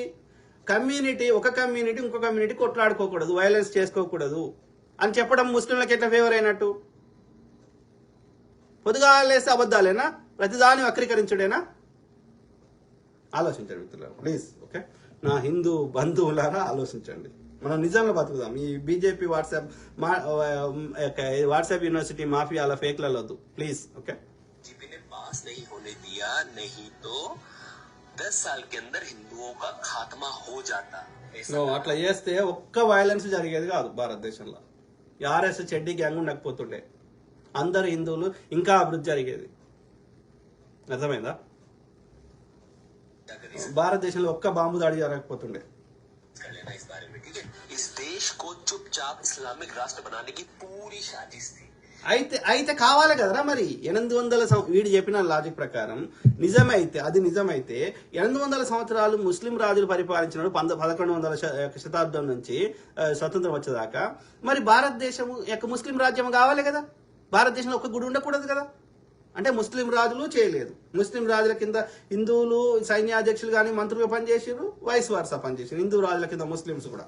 ఓకే, సో 800 సంవత్సరాలు ముస్లిం రాజులు యొక్క ఇస్లాం దేశంగా మార్చలేకపోయారు, రైట్? అట్లనే 400 సంవత్సరాలు యొక్క యూరోపియన్లు యొక్క శత విధాల ప్రయత్నం చేసినా భారతదేశాన్ని ఇది క్రిస్టియన్ దేశంగా మార్చలేకపోయారు. కాంగ్రెస్ వాడు అందరినీ సమానంగా చూసిండు. 63 ఏళ్ళు కాంగ్రెస్ వాడు పరిపాలించిన 84% మంది హిందువులే ఉన్నారు భారతదేశంలో. మరి ఇప్పుడు ఈ యొక్క 10 ఏళ్లలోనే ఈ మోడీ వచ్చినాకనే హిందువులకు థ్రెట్ ఎట్లా వస్తుంది? నువ్వు చెప్పిన మాట కరెక్ట్ అయితే మరి 63 ఏళ్ళు కాంగ్రెస్ వాడు పరిపాలించినాక 84% మంది హిందువులు ఎట్లుంటారు భారతదేశంలో? కాంగ్రెస్ వాడు కట్టిన ఎయిమ్స్లో సూదిప్పించుకుంటున్న వాళ్ళు కానీ, ఎయిమ్స్లో డాక్టర్ పని చేస్తున్న వాళ్ళు కానీ, ఎయిమ్స్లో టీచింగ్ చేస్తున్న ప్రొఫెసర్లు కానీ హిందువులు కాదా? కాంగ్రెస్ వాడు పెట్టిన డిఆర్డిఓలో పనిచేస్తున్న సైంటిస్టులు హిందువులు కాదా? కాంగ్రెస్ లో ఉన్నటువంటి నాయకులు హిందువులు కాదా? What you trying to say? భారతదేశంలో 84% మంది హిందువులు ఉన్నప్పుడు అది మంచి చేసినా చెడు చేసినా హిందువులకే మంచి చేసినా హిందువులకే జరుగుతుంది, చెడు చేసినా హిందువులకే జరుగుతుంది. ఎందుకంటే మిగతా వాళ్ళ సంఖ్య తక్కువ ఉన్నది. అందులో ముస్లింస్ యొక్క మిగిలిన 16% అందులో మిగతా మతాలు కూడా ఉన్నాయి. సిక్కులు, బౌద్ధులు, జైనులు, తర్వాత యొక్క క్రిస్టియన్లు, ఇంకా అల్పసంఖ్యాక వర్గాల వారు. అంటే భారతదేశంలో ముస్లింస్ ఎంతమంది ఉన్నారు? 10 నుంచి 12% ఉన్నారు. కొన్ని రాష్ట్రాలు అయితే అసలే లేరు, గ్రామీణ ప్రాంతాల్లో దాదాపు లేరు. మరి ఎక్కడ పెరిగిందిరా? కాంగ్రెస్ హయాంలో పెరగాలి కదా. దేశం ఒక అట్లీస్ట్ నువ్వు చెప్పిన లాజిక్ ప్రకారం ఒక 40% అన్న కావాలి కదా. 10% ఎట్లుంటుందిరా? అంటే పొద్దుగా లేస్తే మా చెవులలో తామర పూలు నింపుతా అంటే ఎంతవరకు కరెక్టు? ఆలోచించండి ప్లీజ్. ఓకే, వీళ్ళకి తెలిసింది మేము ఇది కట్టినాం, ఇది చేసినాం కాదు. పక్కోడి మీద బురద తల్లి నాకు ఒకటి. ఇది వీళ్ళ కుట్ర. ठीक है, तो ये जो कहते हैं ना व्हाट्सएप यूनिवर्सिटी और इधर उधर से, भैया आप आपके बड़े बुजुर्ग हो ना घर में, तो उनसे पूछ लेना ये बिल कब आए, रियल है या फेक है, क्या है, ठीक है?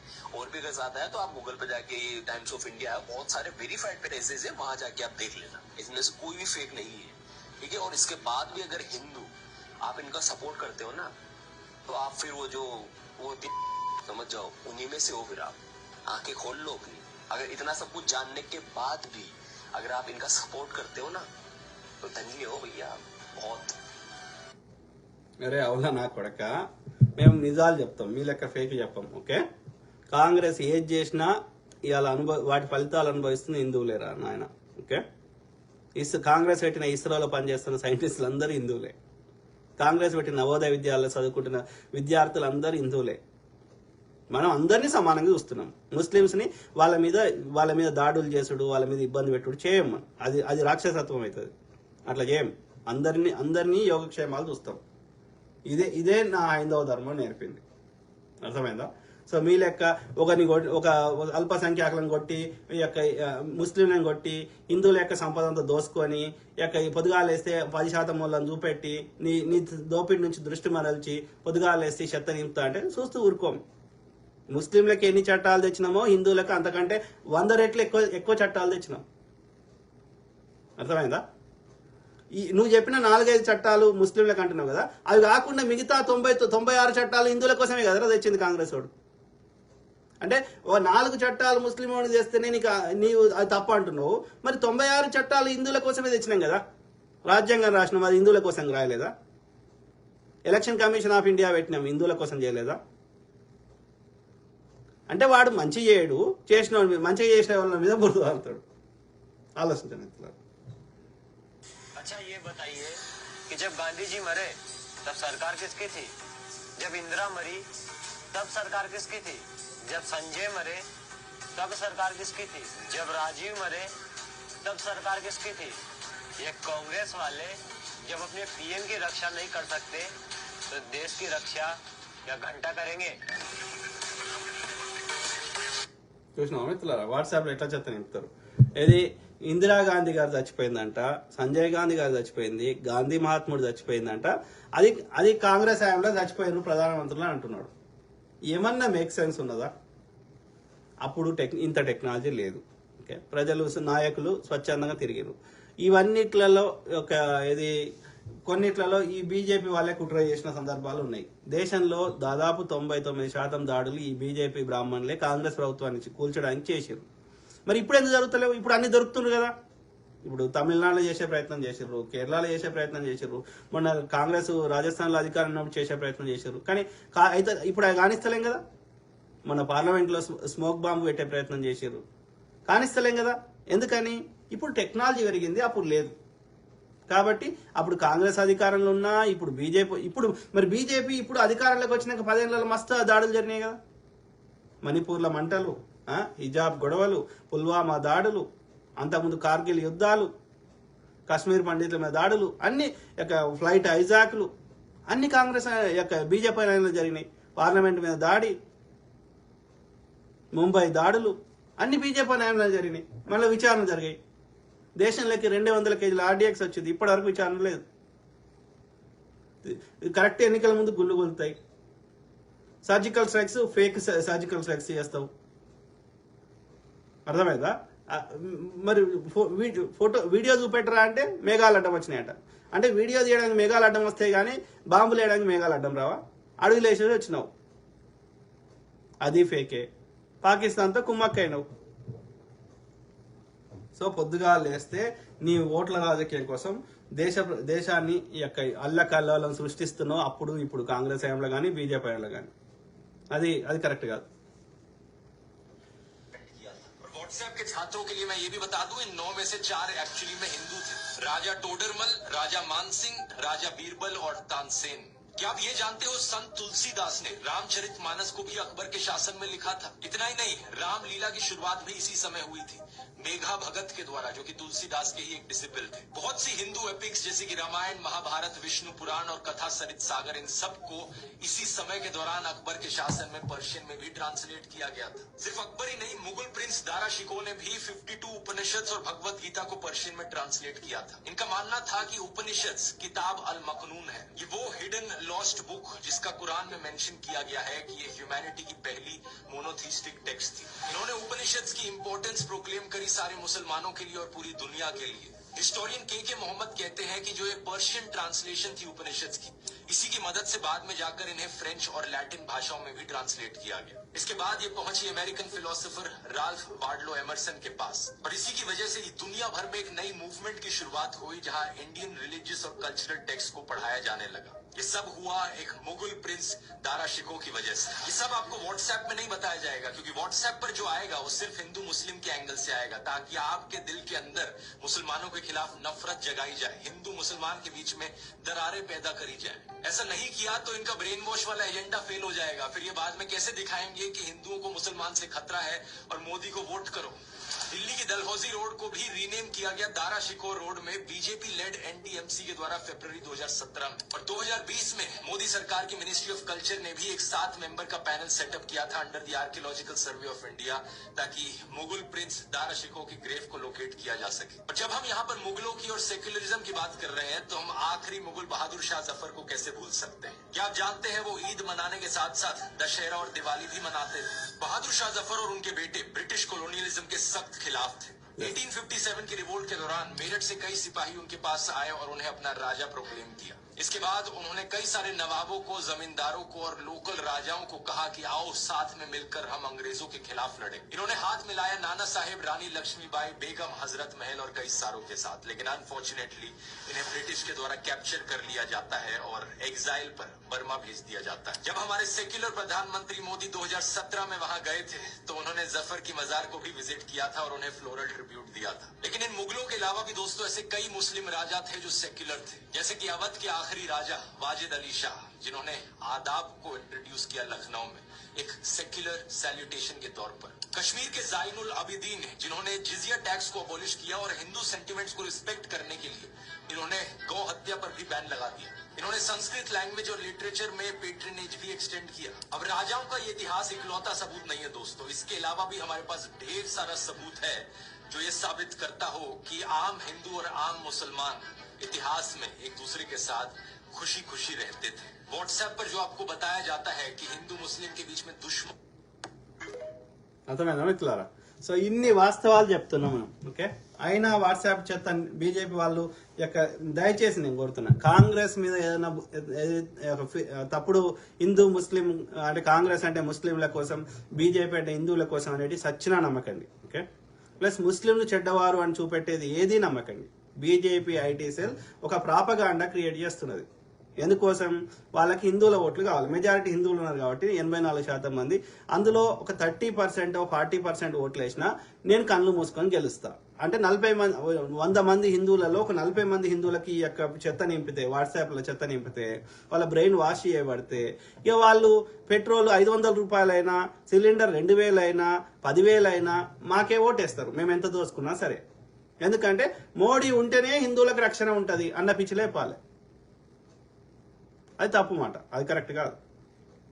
ఇవాళ ఎట్లయితే అమెరికాలో 30% మంది అన్య మతస్థులు ఉన్నారు, అందరూ అన్నదమ్ములు లెక్క కలిసి ఉంటున్నారు, అందరూ అమెరికన్స్ యొక్క రక్షణ బాధ్యతను అమెరికా ప్రభుత్వం ఎట్లయితే ట్రీట్ చేస్తుందో, సిమిలర్లీ ఇవాళ సౌదీ అరేబియా కానీ ఇంకా ఏ దేశం అన్న తీసుకోండి, అట్లనే భారతదేశంలో కూడా అన్ని కులాల, అన్ని మతాల వారిని సమానంగా చూడడం జరుగుతుంది. ఇదే ఇప్పుడున్న బాబాసాహెబ్ అంబేద్కర్ రాసినటువంటి రాజ్యాంగం చెప్తున్నది, అందరినీ సమానంగా చూస్తాం. Okay, we do not discriminate or differentiate based on caste, color, religion, creed and gender. కానీ ఈ బాపనోడు చెప్పే మనువాదం వేరే చెప్తుంది. బాపనోడు తప్ప మిగతా వాళ్ళందరూ జీవులే కాదంటది. ఓకే, సో కాబట్టి ఆ చెత్తను మనం నమ్మకూడదు. సింపుల్. భారతదేశాన్ని కాపాడింది, భారతదేశాన్ని న్యూక్లియర్ వెపన్ దేశంగా చేసింది, భారతదేశంలో ఉగ్రవాదులని కులాలకు మతాలకు అతీతంగా తప్పు చేసిన వాళ్ళని లా అండ్ ఆర్డర్ కింద శిక్షించింది, అఫ్జల్ గుర్ని ఉరిదీసింది, కసబ్ను ఉరిదీసింది, అదేవిధంగా భక్తుల్ని జైల్లో వారేసింది. అట్లనే ఎవ్వడు ఎలాంటి నేరం చేసినా దోషులకు శిక్ష చేసింది, అందరిని సమానంగా చూసింది, హిందూ అయినా ముస్లిం అయినా Congress. Okay, national investigation agency ఎన్ఐఏని స్థాపించింది, రీసెర్చ్ అండ్ అనాలిసిస్ వింగ్ రాను స్థాపించింది, అట్లా అనేకం చేసింది. ఓకే, ఈ 90,000 మంది పాకిస్తాన్ సైనికులు లొంగిపోయారు. పాకిస్తాన్ 2 ముక్కలు చేసి ప్రపంచ పటంలో కొత్త బంగ్లాదేశ్ అనే దేశాన్ని ఏర్పాటు చేసింది.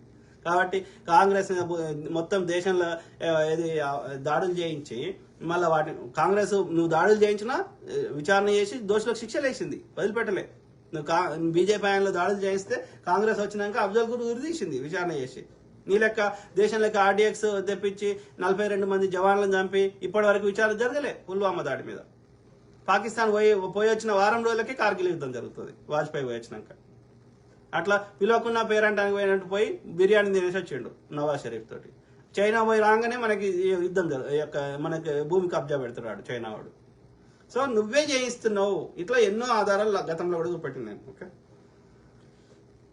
తర్వాత ఇది ఒకటి రెండు ఉన్నాయి. ఈ దరిద్రులు ఈ కళ్యాణి భార్గవి అని ఒక బాపంది పొద్దుగా లేసి చెత్త నింపుతుంది. ఈడోడు పైడి కౌశిక్ రెడ్డి అనే చెత్త నా కొడుకు కూడా చెత్త నింపుతాడు. ఇది పౌడి కౌశిక్ రెడ్డి. రాత్రి 2:30 వరకు షాపులు ఎందుకండి? ఏం షాపులు? పండగ ఉంటే 2 రోజుల ముందు మరి ఎందుకు ఇవ్వరా దసరాకు?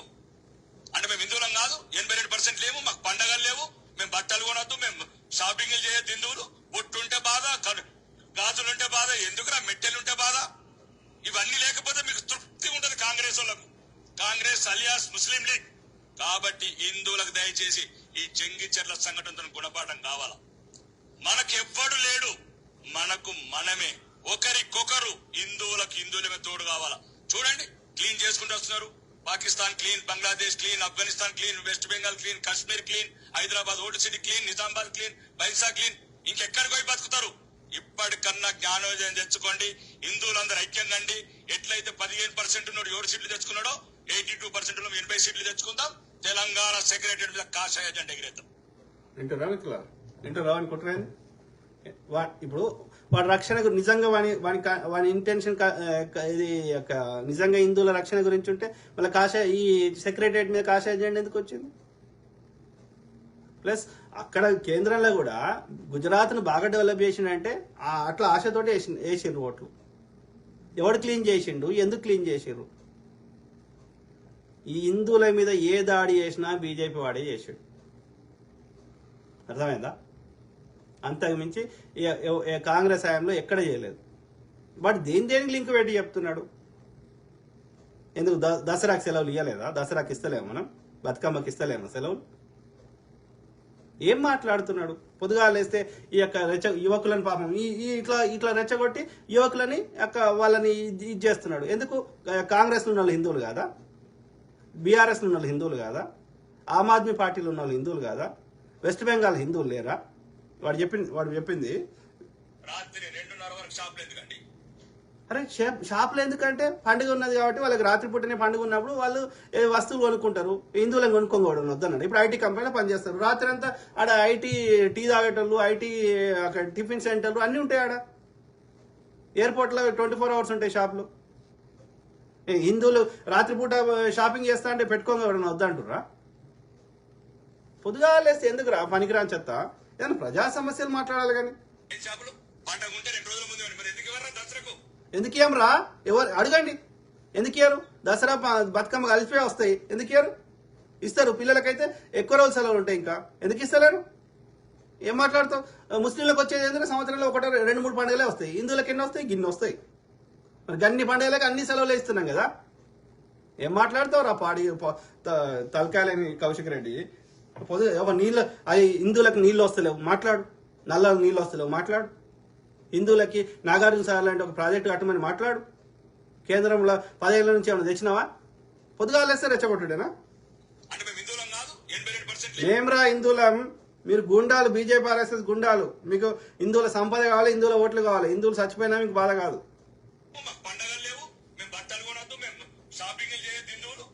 చేస్తలేరా? 60 ఏళ్ళ కాంగ్రెస్ హయాంలో చేయలేదా ఆ షాపింగ్? హిందువులం కొనుక్కోలేదా మేము? చెప్తాను నా కొడక. ఎవడ్రా బొట్టు పెట్టుకొని కొడొద్దనరా? ఎవరైనా పెట్టుకోవచ్చు. ఎవడాపినరా? ఎవడు తీసిండ్రా నీ గాజులు? వేసుకో, నువ్వు కూడా వేసుకోరా. పైడి కౌశిక్ రెడ్డి నువ్వు కూడా వేసుకో గాజులు. ఎవడొద్దనరా? చెప్తాను చెక్క నా కొడక. ఎవడరా మట్టెల దగ్గర ఓడిపోయినరా? పొద్దుగా లేస్తే బురదాలు ఉంటున్నారా? ఆలోచించండి. నువ్వంటే అవుతాదిరా, నువ్వంటే అవుతాదిరా. కాదు కదా, కాంగ్రెస్ లో మెజారిటీ హిందువులమే కదరా మేమందరం. కాబట్టి హిందువులకు దయచేసి ఈ చెంగిచెర్ల సంఘటన గుణపాఠం కావాలి. నీ బొందరా, మనకెవ్వడు లేడు. మేమున్నాం. మీ బీజేపీ వాళ్ళు RSS వాళ్ళకి ఎవ్వడు లేడు. ఎస్, మేము హిందువులం ఉన్నాం, హిందువుల కోసం. మనమే ఒకరికొకరు నీ బొంద. హిందువులుగా తోడు కావాలా. హిందుత్వానికి బీజేపీకి సంబంధం లే. క్లీన్ చేసుకుంటూ వస్తున్నారు. పాకిస్తాన్ క్లీన్ ఎవడ్రా పాకిస్తాన్ లో కాంగ్రెస్ ఎందుకు ఉందిరా బోసుడికే? చెడిపోయిన పాకిస్తాన్ తోటి ఎందుకు పోలుస్తారు? వాడు చెడిపోయింది కాబట్టి పాకిస్తాన్ ఇలా అడగనే దేశం తయారైంది. ఎందుకు? ముస్లిం రాజ్యాలు లేవా? సౌదీ అరేబియా పోల్చు, యుఏఈ పోల్చు, వందల దేశాలు ఉన్నాయి ముస్లిం దేశాలు. పోనీ అమెరికా తోడు పోల్చు, లేకపోతే యూకే తోడు పోల్చు, మనకంటే మంచుకున్న వాళ్ళతో పోల్చు. కానీ అడుక్కు తినే ఆ యొక్క చదువు లేనటువంటి, ఒక చైతన్యం లేనటువంటి గా పాకిస్తాన్ తో మన దేశంకి ఎందుకు పోలుస్తావు? First thing. ఓకే. రెండోది, పాకిస్తాన్ లో కాంగ్రెస్ లేదు కదా, కాంగ్రెస్కి ఏం సంబంధం పాకిస్తాన్కి? అంటే మీ బుర్రలల్లా విద్వేషాన్ని నింపే పెండ మాత్రమే ఉన్నది. వాస్తవాలు ప్రజల్ని తప్పుదో పట్టించడం తప్ప పాకిస్తాన్ లో ఏం జరిగినా కాంగ్రెస్కి ఏం సంబంధం? సింపుల్. ఆఫ్ఘనిస్తాను, పాకిస్తాన్, బంగ్లాదేశ్ వేరే దేశాలు, మన దేశానికి సంబంధం లేదు. కాంగ్రెస్ పార్టీకి అసలే సంబంధం లేదు. ఓకే. ఆడ చదువుకోని వాళ్ళు అక్కడ నీ లెక్కనే మతం పిచ్చి నింపేటోళ్ళు వేరే గాడిద కొడుకులు ఉన్నారు. అక్కడ మీరు చెడగొడుతారు, అక్కడ వాళ్ళు చెడగొడుతారు, ఇక్కడ మీరు చెడగొడుతారు. ఏమైందిరా? వెస్ట్ బెంగాల్లో మస్తు మంది హిందువులు ఉన్నారు. ఏది బ్రహ్మాండంగా దసరా పండుగ ఎంత బ్రహ్మాండంగా చేసుకుంటారు, దేవి నవరాత్రి ఉత్సవాలు. హైదరాబాద్ ఏమైందిరా? ఓల్డ్ సిటీ ఎంతరా? గింత ఉన్నది. ఓల్డ్ సిటీలో 500 సంవత్సరాలు ముస్లిం రాజులు పరిపాలించారు. ఎస్, డెఫినెట్లీ ఆడ ముస్లిం పాపులేషన్ ఎక్కువ ఉన్నది. కానీ ఓల్డ్ సిటీలో కూడా హిందువులు ఉన్నారు. మిగతా ఓల్డ్ సిటీ గింతే ఉన్నది మొత్తం తెలంగాణలో. సో మొత్తం తెలంగాణలో ఎంత పెద్దగా ఉన్నది, ఎన్ని కోట్ల మంది ఉన్నారు ఓల్డ్ సిటీతో పోలిస్తే? కొద్దిగా ఆలేసి అబద్దాలరా గాడిది. ఏమైందిరా? నిజామాబాద్లో గింత మంది ఉన్నారు హిందువులు, పుచ్చిపోయిన ఉన్నారు. భయంసాల అంతటా ఉన్నారు. మీరు ఆ నిజామాబాద్లో, భయంసాల, ఓల్డ్ సిటీల గొడవలు అప్పుడు ఇప్పుడు చేస్తుంది మీ బీజేపీకి ఆర్ఎస్ఎస్ గాడిద కొడుకులు, బాపన్న కొడుకులు వెనకట కూర్చోండి బీసీ పొరగాడంతో గొడవలు చేపిస్తారు తప్ప ఏ ఒక్క ముస్లిం దాడులు చేస్తలేడు. ఎక్కడనే బతుకుతున్నాం మేము, అప్పుడు ఇప్పుడు ఇక్కడనే బతికినాం. అర్థమైందరా? లుచ్చా 4 కోట్ల మంది తెలంగాణలో ఎంతమంది ఉన్నారా ముస్లింస్? చెప్పురా. మరి నువ్వు చెప్పిన లెక్క ప్రకారం ఇది హిందువులు ఉండకూడదు కదా మరి కాంగ్రెస్ హయాంలో? చెప్తాను నా కొడుక, అబద్ధాలు చెప్తావు నీ పొందా. ఇంకోటి, ఈ కళ్యాణి భార్గవి ఉంటుంది, ఇదొకటి కూడా, ఇది కూడా చెత్త నింపుతుంది. పొద్దుగా చూద్దాం ఇట్లా. అభివృద్ధి 10 సంవత్సరాలు మేము చేసి చూపించామని అంటే దానికి వాళ్ళకి ఆన్సర్ దొరకదు. మళ్ళీ వాళ్ళు ఇది బాపంది, ఇది చదువుకున్నది క్రిస్టియన్ స్కూళ్ళలో చదువుకున్నది. ఇదేం చెప్తుంది నాకు? మళ్ళీ బీజేపీ మీద మతం అనే ముద్ర వేయడానికి ప్రయత్నం చేస్తారు. అంటే మైనారిటీ అపీస్మెంట్ పాలిటిక్స్ గురించి మాట్లాడతారు. ఇవన్నీ చేసేది కాంగ్రెస్ గవర్నమెంటే. వీళ్ళ గురించి వీళ్ళు మాట్లాడతారు ఏమంటే, ఈ అన్న చెప్తారు he is representing the entire bunch of people కాబట్టి నేను ఆన్సర్ చేయాలనుకుంటున్నా. డెమోక్రసీ గురించి వీళ్ళు మాట్లాడతారు.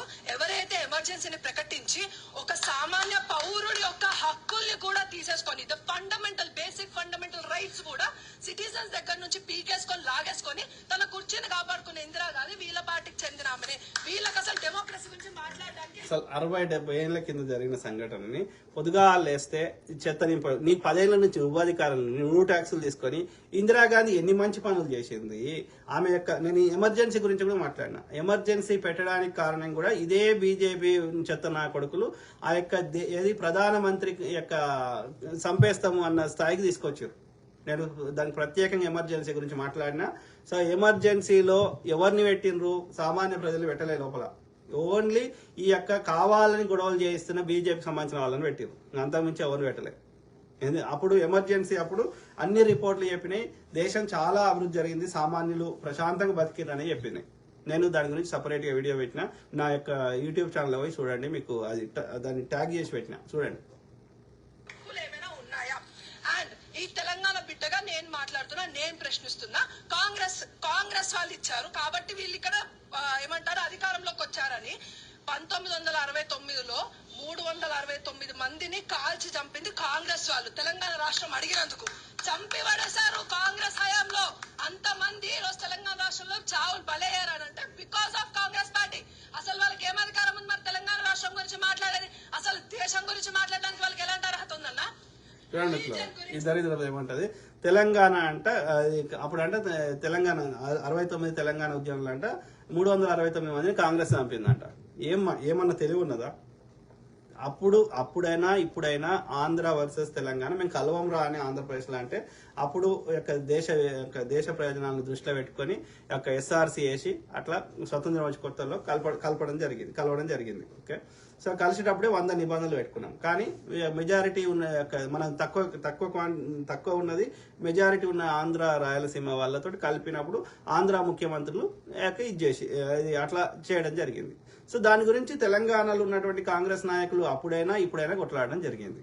సో అది ప్రాంతాల వారిగా ఆంధ్ర నాయకులు తెలంగాణ నాయకులు వర్సెస్ అప్పుడైనా 1969లో అయినా ఇప్పుడు 2014లో అయినా ఇదైనా జరిగింది. అంతే తప్ప అది పార్టీలకు సంబంధం లేదు. అది ప్రాంతాల వారిగా అది ఇది జరిగినాయి.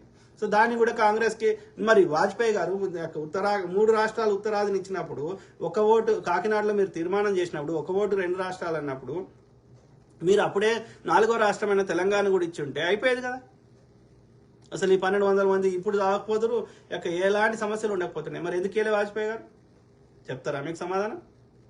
బిల్లు పాస్ అయినా కూడా వారం 10 రోజులు మళ్ళీ లేట్ చేశారు కదా లోక్సభలో పాస్ అయినాక. చెప్తారా మీరు సమాధానం?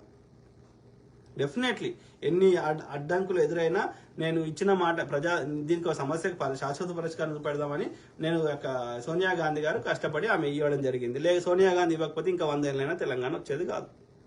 So we appreciate for that and we are thankful for that. BJP వాడు ఇవ్వలేదు, ఇంకా 100 ఏళ్ళైనా ఇచ్చేవాడు కాదు. ఇప్పుడు 9 ఏళ్ల తర్వాత పార్లమెంట్లోకి వచ్చి తల్లిని చంపినాము బిడ్డను బతికించినాము అని అబద్ధాలు ప్రచారం చేస్తుంటే కరెంటు మూసి ఇచ్చారు తెరిచి ఇచ్చారు అని మీరు మాట్లాడతారా? ఏ విషయం మీద అవగాహన లేదు. పొద్దుగాల వేస్తే ఎవరు ఒకటే నేర్చుకున్నారు ఈ బీజేపీ చెప్తున్న కొడుకులు. మామే ముద్రేస్తారు. ఎప్పుడైతే పార్టీషన్ జరిగిందో on what grounds and on what basis did Congress government sign on the partition? ఎవడబ్బా సొత్తని మీ జాబులో నుంచి ఇచ్చిన పైసల భూమిని ఇచ్చి పడేసిర్రా? ఎవరిది భూమి? భారతదేశాన్ని ముక్కలు చేసి కుక్కలకి పంచినట్టు బిస్తర్లో వీళ్ళ పడేసింది ఎవరు? కాంగ్రెస్ గవర్నమెంట్ కాదా? అప్పుడు రిలీజియస్ బేసిస్ ఎప్పుడైతే పార్టీషన్ జరిగిందో మరి ఇది హిందూ దేశంగా ఎందుకు ప్రకటించబడలేదు? ఇంకా మళ్ళీ అడిషనల్ గా ఈ భూమిని కూడా లాక్కోవడానికి 370 ఆర్టికల్ కాశ్మీర్ ని వీళ్ళకి ఇందాక చెప్తున్నారు కదా కాన్స్టిట్యూషనల్ పాత్వే అని రెడ్ కార్పెట్ చూపిస్తారు. కాన్స్టిట్యూషనల్ పాత్వే అని మాట్లాడే ముందు అంబేద్కర్ గారి గురించి మాట్లాడే ముందు మీకు కనీసం మినిమం రైట్స్ ఉండాలి. ఆయన ఓడించడానికి నేను ఇంతకుముందే క్లారిఫై చేసిన పార్టీషన్ గురించి. అది ఈ యొక్క ముస్లిం లీగ్ వాడు, బ్రిటిష్ వాడు, అదేవిధంగా ఈ హిందూ మహాసభ వాడు, బీజేపీ ఆర్ఎస్ మాతృ సంస్థలు వీళ్ళు మాత్రమే దేశాన్ని 2 నేషన్ థియరీ కింద ముక్కలు చేయమని వాళ్ళు చేసిన కుట్రలు. కాంగ్రెస్ అప్పుడు ఇప్పుడు ఎప్పుడు వ్యతిరేకించింది. వీళ్ళు చేసిన ఊచకోతలు వీటిలల్ల విధిలేని పరిస్థితులలో మనం పార్టీషన్ ఒప్పుకోవాల్సి వచ్చింది. గాంధీ మహాత్ముడు నా శవమైనా పోవాలి కానీ నేను దేశాన్ని విభజన కావించనని చెప్పి హంగర్ స్ట్రైక్ కూడా చేసాడు. సో అది పరిస్థితి. దాని మీద బురద వెళ్తున్నావు. ఓకే, ఆర్టికల్ 370 గురించి ఇప్పుడే చెప్పిన. ఓకే, అట్లాంటి ఒప్పుకోకపోతే అలా కాశ్మీర్ అనేది మన భారతదేశంలో ఉండేదే కాదు. ఆర్టికల్ 370 నువ్వు రద్దు చేయకముందైనా చేసినాకైనా కాశ్మీర్ భారతదేశంలో భూభాగంగానే ఉంది. నువ్వు ఆర్టికల్ 370 రద్దు చేసినంత మాత్రాన ఆ రద్దు చేయకముందు పాకిస్తాన్లో లేదు కాశ్మీర్ అనేది. అర్థమైందా? అప్పటికిప్పటికి ఏం మారలే. ఎవరికైనా ఆర్టికల్ 370 రద్దు చేయడం వల్ల మీకు డే టు డే లైఫ్ లో ఏమైనా ఒక్క 1% లబ్ధి చేకూరని చెప్పండి నాకు. అదానికి తప్ప ఎవరికి లబ్ధి చేకూరలే. అప్పుడైనా భారతదేశం భూభాగమే. మన డాక్టర్ మన్మోహన్ సింగ్ గారు ఎన్నోసార్లు చెప్పారు we never redraw LOC line of control. So అన్నప్పుడు నువ్వు రద్దు చేయకముందు కూడా భారతదేశం భూభాగమే అది. సో అప్పుడు పెట్టకపోతే భారతదేశంలో ఉండేది కాదు, అనేక రాజ్యాలు ఉండేవి కాదు, ఒక కాశ్మీరే కాదు. అంటే అవగాహన రాహిత్యపు మాటలు మాట్లాడుతా ఏదో ఒకటి వాని పక్కవాని మీద బురద వెళ్తా అంటే కలవదు. నీకు నిజంగా భార్గవి బాపనామే నీకు దమ్ముంటే నువ్వు చెప్పిన మాట మీద నీకు నమ్మకం ఉంటే చర్చకు రా. నేను ఓపెన్ జూమ్ కాల్ పెడతా. ఏ అంధభక్తుడైనా చర్చకు రండి. బూతులు మాట్లాడకుండా సమస్య మీద చర్చిద్దాం రండి. ప్రజలకు వాస్తవాలు తెలియదు. పొద్దుగా వాళ్ళ చిత్త నింపుతా అంటే నేను చూస్తూ ఊరుకో. గుర్తుపెట్టుకో బిడ్డ. కాన్స్టిట్యూషన్ బేస్ లో ఇప్పుడు నుంచి ఎంపీ టికెట్లు, ఎమ్మెల్యే టికెట్లు నేను కంటెస్ట్ చేసిన, నేను పోటీ చేసిన అని మాట్లాడుతున్నారు కదా. ఆయన రాష్ట్ర కాన్స్టిట్యూషన్ బేసిస్ అని మీరు సో మాట్లాడుతున్నారు. ఇంకోటి, ఈ అంబేద్కర్ గారిని ఓడగొట్టిరు. ఎస్, అంబేద్కర్ గారిని ఎవడు ఓడగొట్టలే. ఆయన సొంతంగా పార్టీ పెట్టుకున్నాడు, ఆయన సొంత పార్టీ మీద పోటీ చేసిండు. పోటీ చేసినాడు, ప్రజలు ఓడగొట్టిరు. కాంగ్రెస్ పార్టీకి ఏం సంబంధం? ఇప్పుడు ఆ కాంగ్రెస్ పార్టీ మీద ఒక ఆయన పోటీ చేసిండు, అంబేద్కర్ గారు ఆయన సొంత పార్టీ మీద పోటీ చేసిండు. చేసినప్పుడు ప్రజలు ఆయనకు ఓటేయలే, కాంగ్రెస్కే ఓటేసారు. ఎందుకంటే స్వతంత్రం తెచ్చింది కాంగ్రెసే కాబట్టి, అప్పుడు కాంగ్రెస్ అంటే ఎక్కువ అభిమానం ఉండే కాబట్టి కాంగ్రెస్ పార్టీ మీద ఎవరు నిలబెట్టినా ఓటేసారు. సో దాంట్లో కాంగ్రెస్ ఎట్లా ఓడగొట్టినట్టు అవుతుంది? Common sense. అయినప్పటికీ దేశ విభజన అయిన తర్వాత అంబేద్కర్ గారిని ఆయన యొక్క కాన్స్టిట్యూట్ అసెంబ్లీ సభ్యత్వం రద్దయినా సరే మళ్ళీ కాంగ్రెసే ఆ యొక్క రాజ్యాంగ పరిషత్కి బొంబాయి నుంచి పంపించి ఆయన రాజ్యాంగ పరిషత్కి యొక్క మెంబర్ చేసి, ఆ తర్వాత డ్రాఫ్టింగ్ కమిటీ చైర్మన్ చేసి, ఆ తర్వాత స్వతంత్రం వచ్చినాక అది తర్వాత న్యాయశాఖ మంత్రి చేసి ఆయన చెప్పిన ఆలోచనలు కానీ, ఆయనకు ఉన్నతమైన పదవులు కానీ, బాధ్యతలు కానీ అప్పచెప్పడం జరిగింది. అయినా బురద పొద్దుగాలు వేస్తే అంటే నో, నాట్ యాక్సెప్టబుల్. అదే ఆయన నించున్నప్పుడు 3 సార్లు ఓడగొట్టడానికి ప్రయత్నం చేసింది కాంగ్రెస్ గవర్నమెంట్. నీ బొందనే, నీకు అజ్ఞానరాలు నువ్వు. ఆయన సొంతంగా ఇండిపెండెంట్ పోటీ చేసిండు. మేము కాంగ్రెస్ ఎందుకు కూడా కొడుతుంది? ప్రజలు ఓటేయాలన్నా లేదా ప్రజలు ఇష్టం కానీ పిచ్చిదానా. మీరు మరే అన్నది. అప్పుడు మరి అంబేద్కర్ గారు రాజ్యాంగాన్ని మీరు అంత రెస్పెక్ట్ చేయాలనుకుంటే ఇన్నిసార్లు ఎందుకు మీకు అనుగుణంగా, మైనారిటీస్ కి అనుగుణంగా ఎందుకు రాజ్యాంగాన్ని అమెండ్ చేయాల్సిన అవసరం పడింది? ఎందుకు చేసిర్రు? ఎవరు చేయలేదు. రాజ్యాంగంలో అప్పుడు ఆయన ఆ టైంకి తగ్గట్టుగా ఆయన రాసేటు. అందులో ఏమైనా లోపాలు ఉంటే సరిదిద్దాల్సి వచ్చింది. ఇప్పుడు పంచాయతీ రాజ్ చట్టం తేవడం జరిగింది. ఎస్, రాజ్యాంగంలో ఏమన్నా యాడ్ చేయాలంటే దాన్ని అమెండ్ చేయాలి, సవరించాలి. కాబట్టి ఇప్పుడు 18 ఓటు హక్కుని 18 ఏళ్ళకి కానీ 21 ఏళ్ళకి కానీ చేయాలంటే చేయాలి. దానికి అమెండ్మెంట్ తేవాలి, సవరణ తేవాలి. అట్లా 100 తెచ్చిన వాళ్ళ ముస్లిమ్స్ ఏముందల్లా కాదు. ఇది గ్రామ పంచాయతీల్లో రిజర్వేషన్ అమలు చేసినాం, అది మహిళలకి 33% అవన్నీ అమలు చేస్తున్నాం. సో దాంట్లో ముస్లిమ్స్ ఏడొచ్చారు చెప్పండి? పంచాయతీరాజ్ శాఖ చట్టం తెచ్చినాం, అలా ముస్లిమ్స్ ఏడొచ్చారు? అట్లా 106 సార్లు 107 సార్లు అమెండ్మెంట్ చేసినాం, సవరించినాం. సో ఇప్పుడు సవరించడం అంటే ఉన్న పుస్తకానికి కొత్త పేజీలో యాడ్ చేస్తున్నాం, ఉన్న పుస్తకాన్ని నింపేస్తలేం. రైట్? మోడీ వచ్చినాక కూడా సవరించిండు. నువ్వు ఆర్టికల్ 370 రద్దు చేసిండు, ట్రిపుల్ తలాక్ ఇచ్చేసిండు అంటున్నావు కదా. మరి అవన్నీ ఏంటి? అవి అమెండ్మెంట్లు కాదా? సో సవరించుకుంటే ఎవడు కొట్లాడుతాడు? ఎవడేమంటున్నాడు? నువ్వు సవరిస్తా అంటే వద్దంటున్నావా? నువ్వు అమెండ్ చేస్తా అంటే వద్దంటున్నావా? అంటలేం కదా. 106 తెచ్చినప్పుడు 107 వద్దంటలేం కదా. నువ్వు మొత్తాన్ని పుస్తకాన్ని ఇంపేస్తా, కొత్త పుస్తకం రాస్తా అంటే వద్దంటున్నాం. ద ఫండమెంటల్స్ మారవు అంటున్నాం. నువ్వు వక్రీకరిస్తా అంటే అమెండ్ చేసుకో, ఇంకా 100 సార్లు చేసుకో. ఎవడదన్నాడు? అమెండ్ చేసేటప్పుడు ఉన్న పుస్తకాన్ని చింపము, పాత 100 పేజీలు చింపము. ద ఫండమెంటల్స్ మారవు. ఎస్, దాని మీద కొత్త పేజీలు అప్పుడున్న చట్టాలకు ఇప్పుడు కొన్ని వర్క్ కాకపోతే యాడ్ చేసుకో. ఎవడొద్దన్నా? అందరు అప్రూవల్ తీసుకో, యాడ్ చేసుకో. ఎవడొద్దన్నా? అమెండ్ చేసుకో. అమెండ్మెంట్కి రిప్లేస్మెంట్కి నక్కకు నాగలో కానుకున్న తేడా ఉంది. సవరించడం వేరు, మార్చడం వేరు. అర్థమైందా అందభక్తురాల? ఆర్టికల్ 1 లోనే చెప్తా, ఇండియా దట్ ఈస్ భారత్ అని అంబేద్కర్ గారే రాశారు. మరి ఇప్పుడు ఇండియా పేరుని భారత్ గా మారుస్తామంటే దాన్ని కేవలం ఒక మత ఆధారంగా మాత్రమే ఎందుకు మాట్లాడారు? ఇప్పుడు కాశ్మీర్ ని ఎందుకు 370 కాదు, ఇండియా దట్ ఈస్ భారత్ అన్నాక ఇండియా అని పిలిచినా భారత్ అని పిలిచిన 2 పేర్లు ఉన్నాక ఎవడాపుతున్నాడు? భారత్ అని విలంగా ఎవడన్నా వద్దన్నాడు? కాంగ్రెస్ వాడు వద్దంటున్నా? నువ్వు వాడు ఇండియా అని కూటమి పెట్టినాక నువ్వు భారత్ అని ఏదో కథలు పడ్డావు. కానీ అది ఇప్పుడు ఇండియా దట్ ఈస్ భారత్ అని రాజ్యాంగంలో 2 పేర్లు ఉన్నాయి. మన పాస్పోర్ట్ మీద కానీ ఆధార్ మీద కానీ అన్నిట్లో ఉంటుంది. ఇండియా అని ఇంగ్లీష్లో ఉంటుంది, హిందీలో భారత్ అని ఉన్నది. ఎవడు భారత్ అని కాంగ్రెస్ ఆయనలో అనలేదా? నీకు పిచ్చిలేసింది. ఆల్రెడీ ఉన్నదాన్ని లేదని నువ్వు ప్రచారం చేస్తున్నావు. అర్థమైందా? అదే అంటున్నా, మీకు మీ బ్రెయిన్లలో బీజేపీ అంధభక్తుల బ్రెయిన్లలో పెండ ఉన్నది అన్నట్టు. బ్రెయిన్ లేదు. ప్రతి దాంట్లో ఇది తప్పు వక్రీకరించడమే మీ బతుకులకి. నిజంగా బతకరు, చేసింది చెప్పుకోలేరు. పక్కువాడి మీద బురద తల్లి ప్రతిదాన్ని హిందూ ముస్లిం వక్రీకరించి హిందువుల ఓట్లు కావాలి, హిందువుల సంపద కావాలి. మీకు సిగ్గుండాలి. పోనీ మరి హిందువుల దగ్గర ట్యాక్సులు తీసుకో, అసలే బంద్ చేయమల్ల, GST తీసుకోకు. కాంగ్రెస్ వాడు మరి సబ్సిడీలు ఇస్తే పాలు పెరుగు చెప్పుల మీద హిందువులు ట్యాక్స్ తీసుకోలే, కాంగ్రెస్ వాడు జిఎస్టీ తీసుకోలే. మరి హిందువులే కదరా బాగుపడ్డది. మరి హిందువుల మీద నువ్వు పాలు పెరుగు బట్టలు అన్నిటి మీద తీసుకుంటున్నావు కదా, సబ్సిడీలు అనేది తెచ్చినావు. కాంగ్రెస్ వాడు 400 సిలిండర్ హిందువులకే ఇచ్చిండు.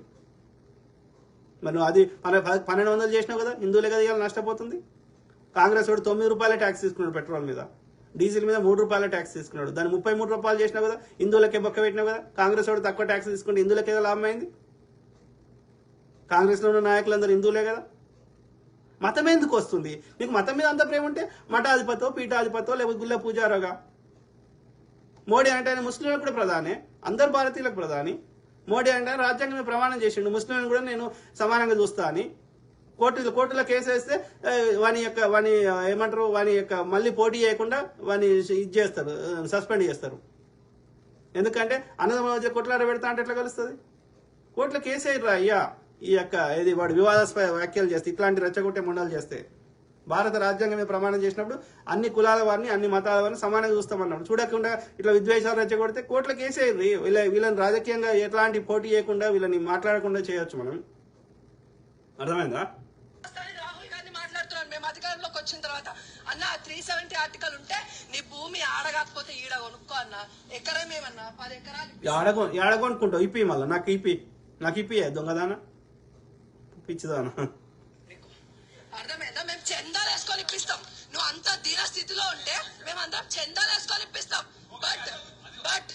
బట్ పోయే పో కళ్యాణి బార్కే పో, కాశ్మీర్ వెళ్ళిపో. వద్దు నువ్వు, మాకొద్దు. కాశ్మీర్లో ఎవ్వడు బీజేపీని దేక్తలేడు, హిందువు దేక్తలేడు, ముస్లిం వాళ్ళు దేక్తలేరు. కాశ్మీరీ పండితులకు పునరావాసం కల్పించింది కాంగ్రెస్ ప్రభుత్వం, మా డాక్టర్ మన్మోహన్ సింగ్ గారు. మీ బీజేపీ వాడు ఏమి చేయలే, నాశనం చేశాడు. ఇలా కాశ్మీరీ పండితుని తీసుకొని 30 ఏళ్ళ నుంచి జైల్లో పెట్టినావు ఆయన్ని.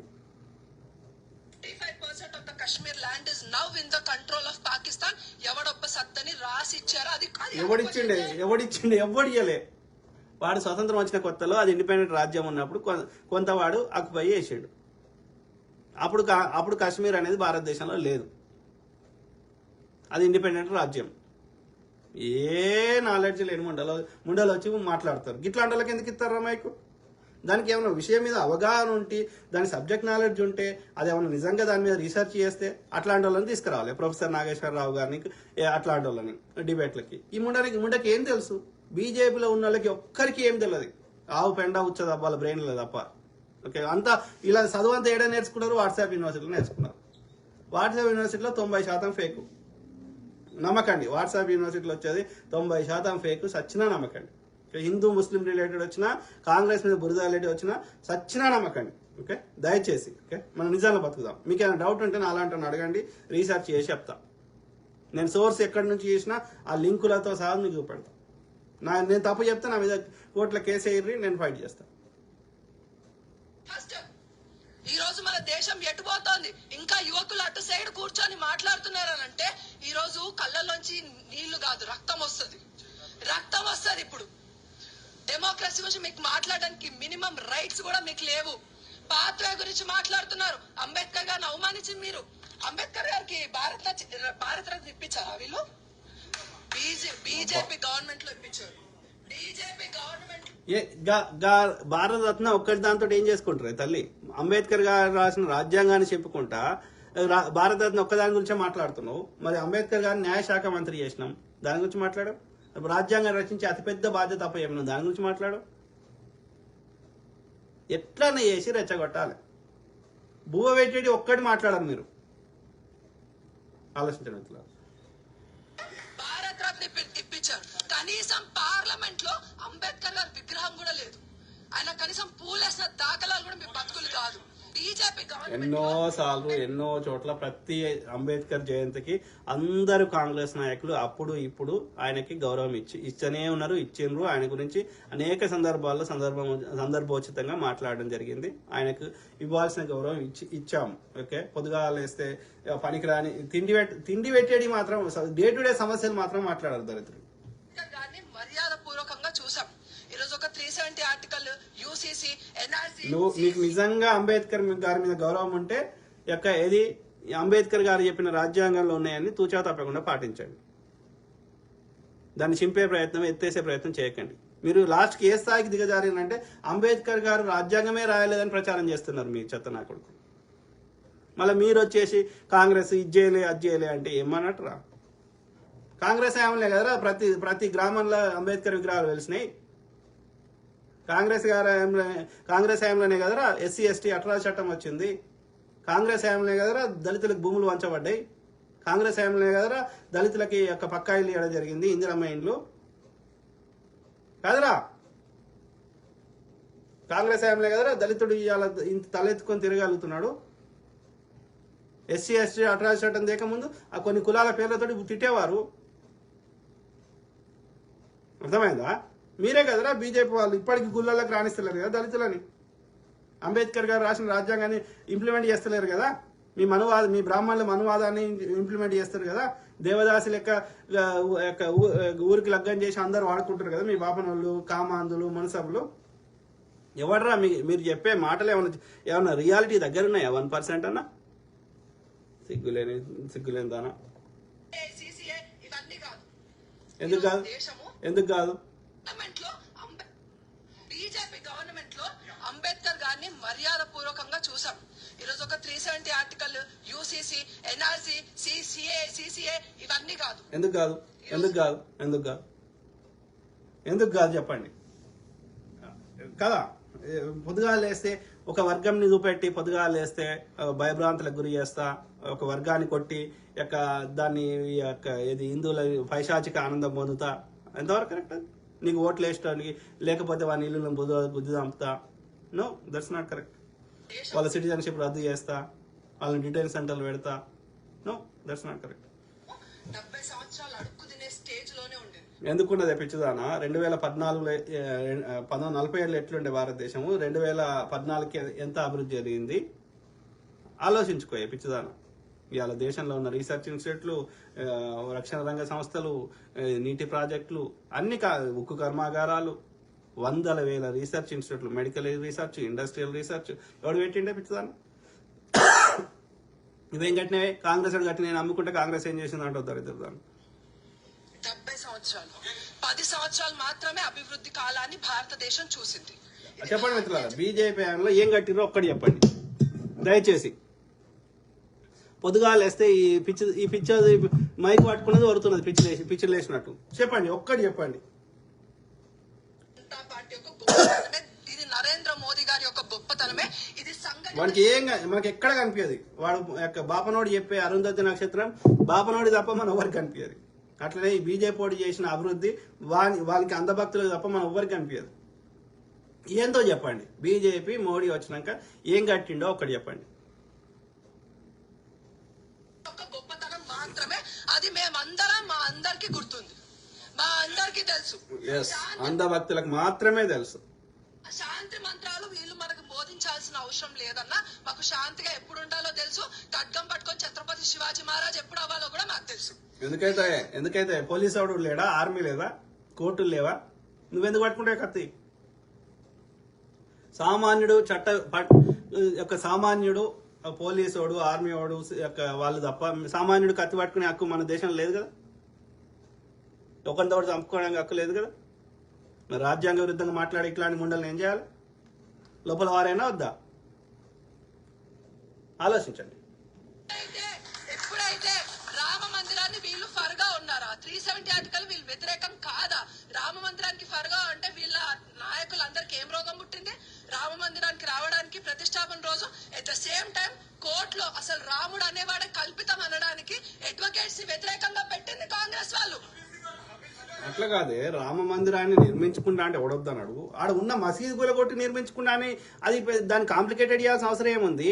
వేరే దగ్గర కట్టుకో. వాళ్ళు వేరే దగ్గర మసీదు కట్టుకుంటారు, వేరే దగ్గర మందిర్ కట్టుకో. ఎవడొద్దన్నాడు? దాన్ని కావాలని కయ్యం తెచ్చి హిందూ ముస్లిం గొడవ చేసి హిందువుల ఓట్ల కోసం లంగ రాజకీయం చేస్తా అంటే మరి కాంగ్రెస్ హయాంలో ఎన్నో గుళ్ళు కట్టుకున్నారు. అక్షరధామ్ టెంపుల్ కట్టుకున్నారు, స్వామినారాయణ టెంపుల్ కట్టుకున్నారు, రెగ్యులర్ టెంపుల్ కట్టుకున్నారు, లక్షల టెంపుల్. మీకు లంగ రాజకీయం తప్ప ఏం లేదు. ఎన్నో గుళ్ళు, రాముడి గుళ్ళు ఉన్నాయి. ఆ ఒక్క గుడితోటే మనకి ఇది అయిపోయిందా? మరి మిగతా గుళ్ళు రాముని గుళ్ళు కాదా? పని రాముని గుళ్ళ అన్నప్రసాదం చేయాలంటే నా రైతు వండి వద్దా? మరి రైతు సమస్యలు పట్టించుకోను. ఇవన్నీ క్వశ్చన్ చేసుకోండి. నేను హిందూని, నేను సోమవారం శివుడి దగ్గరికి వెళ్తా, మంగళవారం ఉపవాసం చేస్తా, కడుపు మార్చుకుంటా, కాలు కడుక్కుంటా, ఇలాంటి కాదన్నా. మనం పోయి పూజ చేయాలంటే వన్ సెకండ్ మనం పోయి పూజ చేయాలంటే గుడి బతుకుండాలి. మరి బతుకుండాలంటే మా భద్రాచలం రాముడికి ఎన్ని వందల కోట్లు ఈ మోడీగాడు ఇచ్చిండే మాకు పైసలు. ఓకే, మా కొండగట్టు అంజన్న స్వామికి ఎన్ని వందల కోట్లు ఇచ్చిండే మోడీగాడు. పోనీ అయోధ్య రామాలయానికి ఎన్ని వందల కోట్లు ఇచ్చిండే మోడీగాడు. చెప్తావా? వేములవాడ రాజరాజేశ్వర స్వామికి ఎన్ని వందల కోట్లు ఇచ్చిండే మోడీగాడు. హిందువుల సొమ్ము దోసుకోవడం తప్ప ఏమైనా చేసిండే వాడు. మళ్ళా దేవుని పేరు చెప్పి బిచ్చగాలు ఆడుకుంటారు ఓట్లు. సిగ్గులేదు దాన్ని.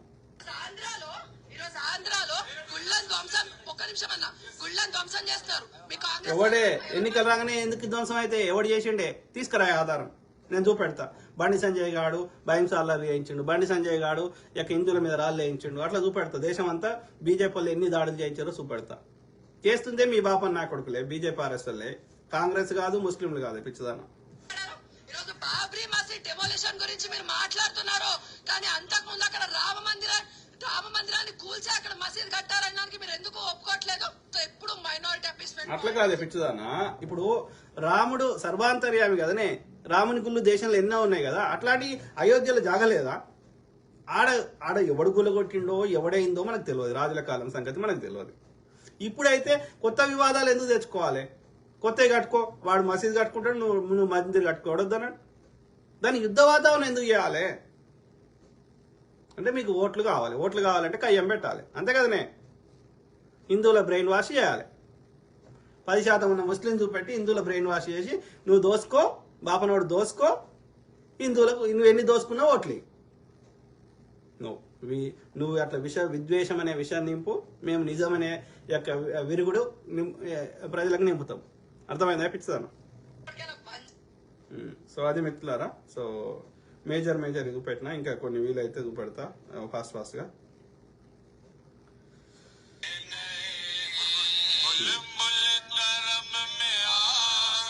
ఏదో దేశం పోయినప్పుడు మరి ఎవరు మోడీ ముస్లిమ్స్ తోటి అదేదో ప్రార్థన చేస్తున్నాడు. అదే కాంగ్రెస్ ఓడి చేస్తే జస్ట్ ఊహించండి, కాంగ్రెస్ ముస్లింల పార్టీ. మరి మోడీ చేస్తే అయినా బీజేపీ హిందువుల పార్టీ. అంటే నేను చేస్తే సంసారము, అదే పని కాంగ్రెస్ ఓడి చేస్తే వ్యభిచారం. ఈ ద్వంద్వం నీతి ఎట్లా కలుస్తుంది? ఆలోచించండి. సో ఇక చూడండి, మర్డర్ ఆఫ్ డెమోక్రసీ.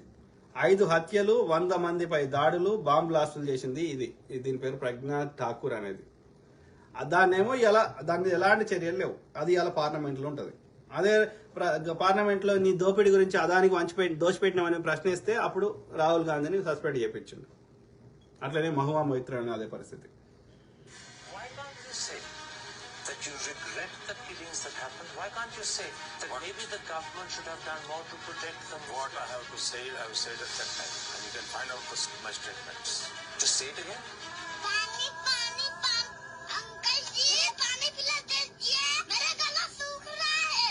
इनका हिंदुस्तान के प्रधानमंत्री के साथ क्या रिश्ता है? कैसा रिश्ता है? देश जानना चाहता है. तो देश जानना चाहता है. ये देखिए रिश्ता. Please. अंकल जी पानी पिला दीजिए, मेरा गला सूख रहा है. What steps are you and your government going to take to improve the rights of Muslims and other minorities in your country and to uphold free speech? पानी पानी पानी अंकल जी पानी पिला दीजिए, मेरा गला सूख रहा है. అర్థమైందా మిత్రులారా? సో మనం ఆధారాలతో చూపెడుతున్నాం. ఆ గోద్రా అల్లరి చేయించి 300 మంది కరసేవకులు హిందువులను చంపింది ఈ దరిద్రుడే అని ఓట్ల కోసం. అట్లనే 3000 మంది యొక్క ముస్లింలను ఊచకొత్త కోసింది ఈ దరిద్రుడే. వాడికి హిందువుల అధికారం కావాలి, దోసుకోవడానికి అధికారం కావాలి, దాచుకోవడానికి కాపాడుకోవడానికి అధికారం కావాలి. హిందువులు చచ్చిర్రా, ముస్లింలు చచ్చిర్రా, దే డోంట్ కేర్. మన బ్రెయిన్ వాష్ చేయడం అంతే, మన దృష్టి మరల్చడం.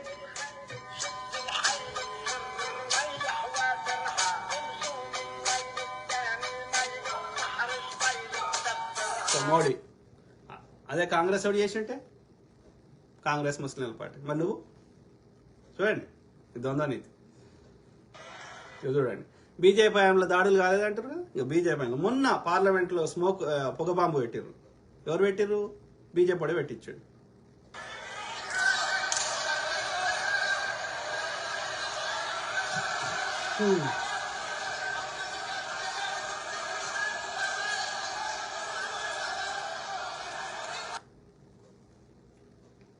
और कुरान को देखें చూడండి, ఇదే మాట రాహుల్ గాంధీ అని అంటే ఎట్లుండేదో పరిస్థితి.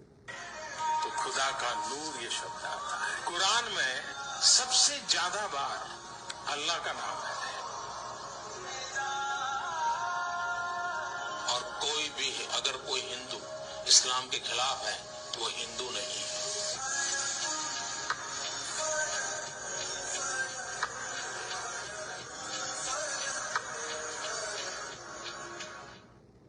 మనం ఇస్లాంని అన్ని మతాలను సమానంగా చూస్తున్నాయి. ఎవరికి నచ్చినా వాళ్ళ దేవుని వాళ్ళు మొక్కోవచ్చు, మనం ఎవరిని కాదంటలేదు.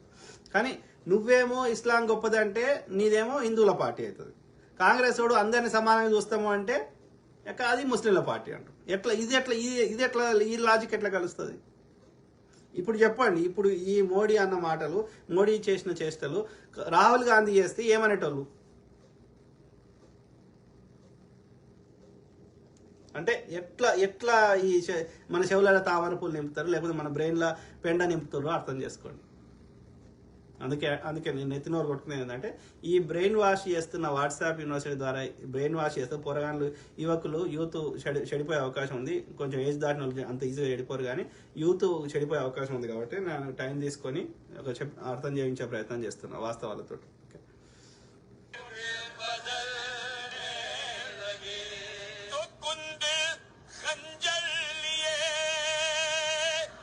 చూడండి రా, అరే పెండ బ్యాచ్ చెత్తనా కొడుకల్లారా,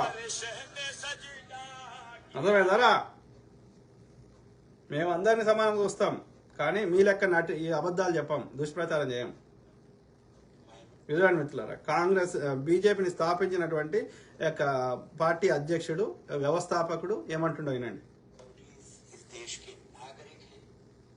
మోడీ అనేది చూపెట్టినా అట్లనే माइनॉरिटीज इस देश में बराबर के हकदार हैं, उनके हक बराबर हैं, उनकी जिम्मेदारियां बराबर हैं। मजहब के आधार पर इस देश में न पहले कभी भेदभाव हुआ था, न आगे कभी भेदभाव होगा। पूरी पार्टी इस बात को कह चुकी है कि हिंदुस्तान एक सेक्युलर स्टेट था, है और रहेगा। इसमें माइनॉरिटीज के मन में किसी तरह का डर नहीं होना चाहिए। మిత్రులారా, వాడు వాళ్ళ బీజేపీ పార్టీని పెట్టిన ఆయన చెప్తున్నాడు. ఇంతకుముందు ఇంత గలీజ్ లేకుండే, వాజ్పేయి గారు, సుష్మా స్వరాజ్ గారు ఉన్నప్పుడు గింత దిగజారుడు రాజకీయం లేకుండే. ఈ మోడీ అనే దరిద్రుడు చెడబుట్టిండు. వాజ్పేయి గారు కూడా చాలా బాధపడ్డారు, వీడిని ఎందుకు ముఖ్యమంత్రి చేసిన గుజరాత్కి అని చెప్పి. ఈయన వాజ్పేయి గారి కోడలు కూడా చాలా బాధపడ్డది జార్ఖండ్లో.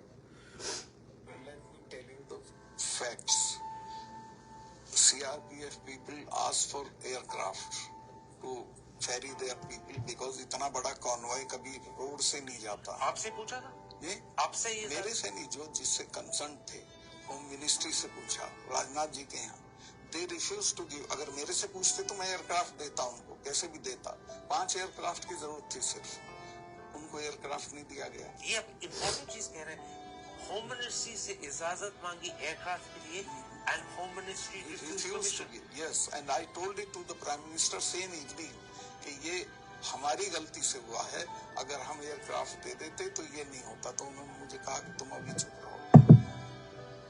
मतलब प्राइम मिनिस्टर ने कहा कि हमारी गलती के बारे में, मैंने उनको कहा कि ये हमारी गलती है, और उन्होंने कहा इसके बारे में चुप रहो। मैं ये बोल भी चुका था 1-2 चैनल को ऐसे, तो उन्होंने कहा ये सब मत बोलो, ये कोई और चीज है, वो हमें बोलने दो। ठीक है, This is again very important. जब आपने प्रधानमंत्री साहब को उसी रात कहा था कि हमारी गलती के कारण हुआ है कि इन्होंने एयरक्राफ्ट मांगे थे, आपकी होम मिनिस्ट्री ने इजाजत नहीं दी, और प्राइम मिनिस्टर का इसके बारे में चुप रहो। In other words, don't let people know we made a mistake. Doval ने भी मुझे कहा ये मत बोलिए, आप चुप रहिए। किसने कहा आपको? डोभाल, अजीत डोभाल। उन्होंने भी कहा वो मेरे क्लास फेलो रहे हैं, तो मेरे से कुछ भी बात कर सकते थे, और उनका सत्पाल भाई ये मत कहो। So what you're saying, मुझे if लग both गया the था, prime मैं minister, आपसे शेयर कर सकता हूँ, मुझे लग गया था कि अब ये सारा ओनस पाकिस्तान की तरफ जाना है, तो चुप रहिए। मतलब ये एक तरह की सरकार की चालू पॉलिसी थी कि blame Pakistan Exactly. and we will get credit and it will help our election. Exactly.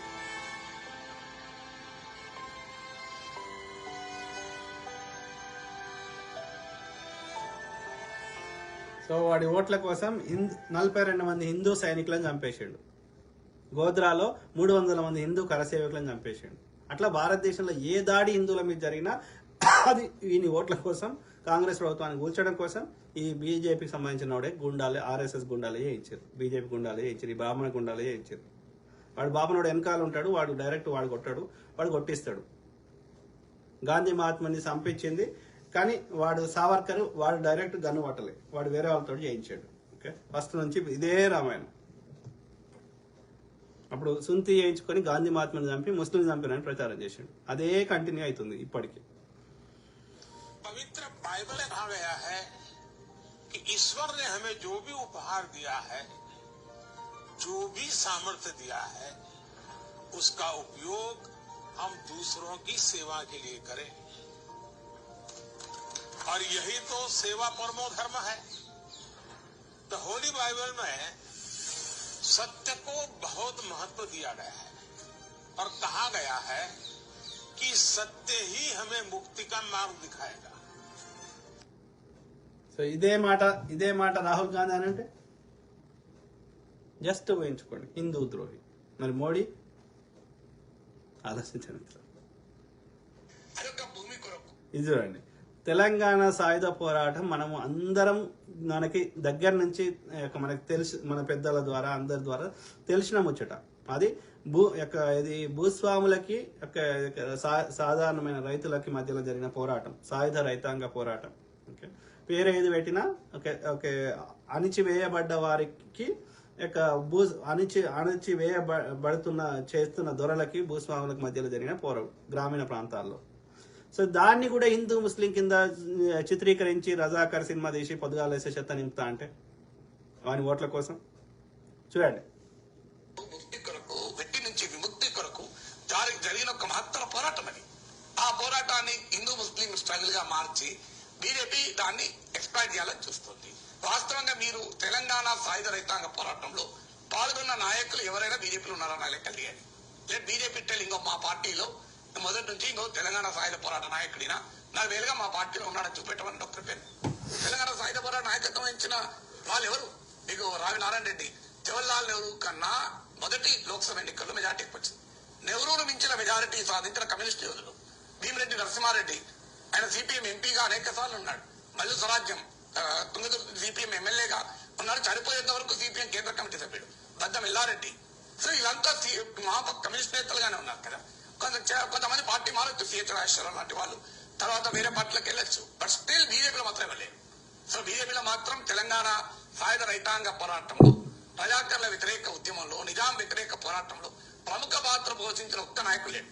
ఆ రోజు నిజాంకు వ్యతిరేకంగా కమ్యూనిస్టుల నాయకత్వంలో తెలంగాణ సాయుధ రైతాంగ పోరాటం జరిగింది. స్టేట్ కాంగ్రెస్ పోరాడింది. కానీ అసలు బీజేపీకి కానీ ఆర్ఎస్ఎస్ కానీ రోల్ లేదు. ఇది ఫ్యాక్ట్ ఆఫ్ హిస్టరీ కదా. సో దీన్ని హిందూ ముస్లిం పోరాటంగా మార్చి దీని ఒక మతపరమైన అంశంగా ప్రజెంట్ చేసి, ఇక్కడ 50 ఏళ్ల కింద చరిత్ర కదా, 70 ఏళ్ల కింద చరిత్ర కదా, ఈ తరానికి తెలియదు కనుక మేము రజాకర్ ఫైల్స్ సినిమాలు తీసి దాన్ని ఇంకో రూపంలో చూపెడదామనే ప్రయత్నం జరుగుతోంది. ఆలోచించారు. ప్రతిదీ హిందూ ముస్లిం చేస్తున్నారు. అందుకే అంటున్నా, నేను పదే చెప్పేది ఈ వాట్సాప్ చెత్తలా మనం పడకూడదు హిందువులం అనేది నేను ఈ నా యొక్క చెప్పే ఉద్దేశం. बीजेपी को वोट कौन देता है? कोई देशभक्त तो नहीं दे सकता, अंधभक्त लोग देते हैं, जिनको इधर देखो मोदी नजर आएगा, इधर देखो मोदी नजर आएगा। आप कहोगे ये पूरब है, वो कहेंगे ना मोदी जी ने बताया था पश्चिम है। तो इसका मतलब वो तो अंधभक्त है, उनको देश से कोई मतलब नहीं, उनको एक ही बात नजर आती है भाई हमने इनको वोट देना है, वो देते हैं बीजेपी को वोट।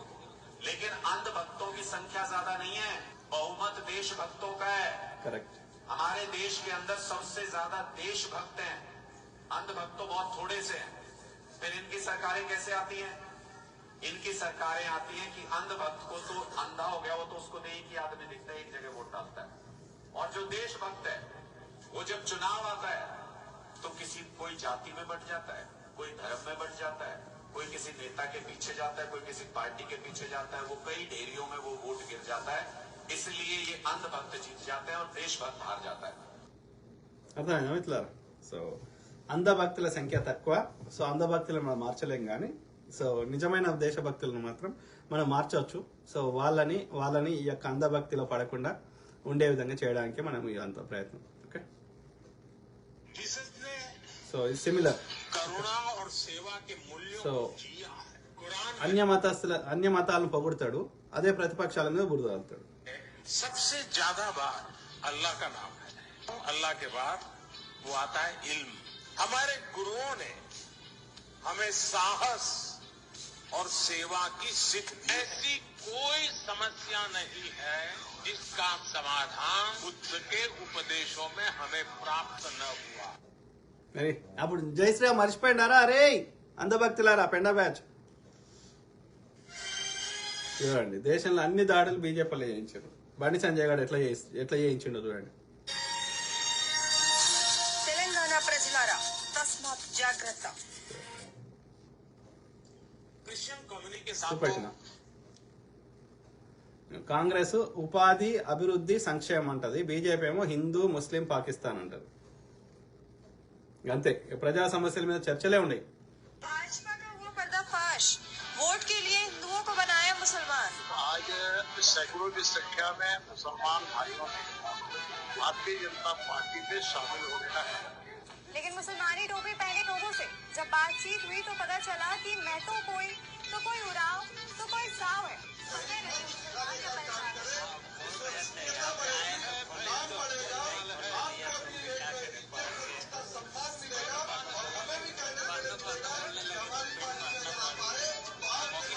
సో బేసికల్ దాని సారాంశం ఏంటంటే, బీజేపీ ఐటీ సెల్ వాళ్ళు అందరికి ఒకటే టోపీ ఇచ్చి ముస్లిమ్స్ అందరూ బీజేపీలో కన్వర్ట్ అయ్యారు, ముస్లిమ్స్ కూడా బీజేపీ సపోర్ట్ చేస్తున్నారు అన్నట్టుగా అట్లా వీడియో ప్రచారం చేస్తున్నారు.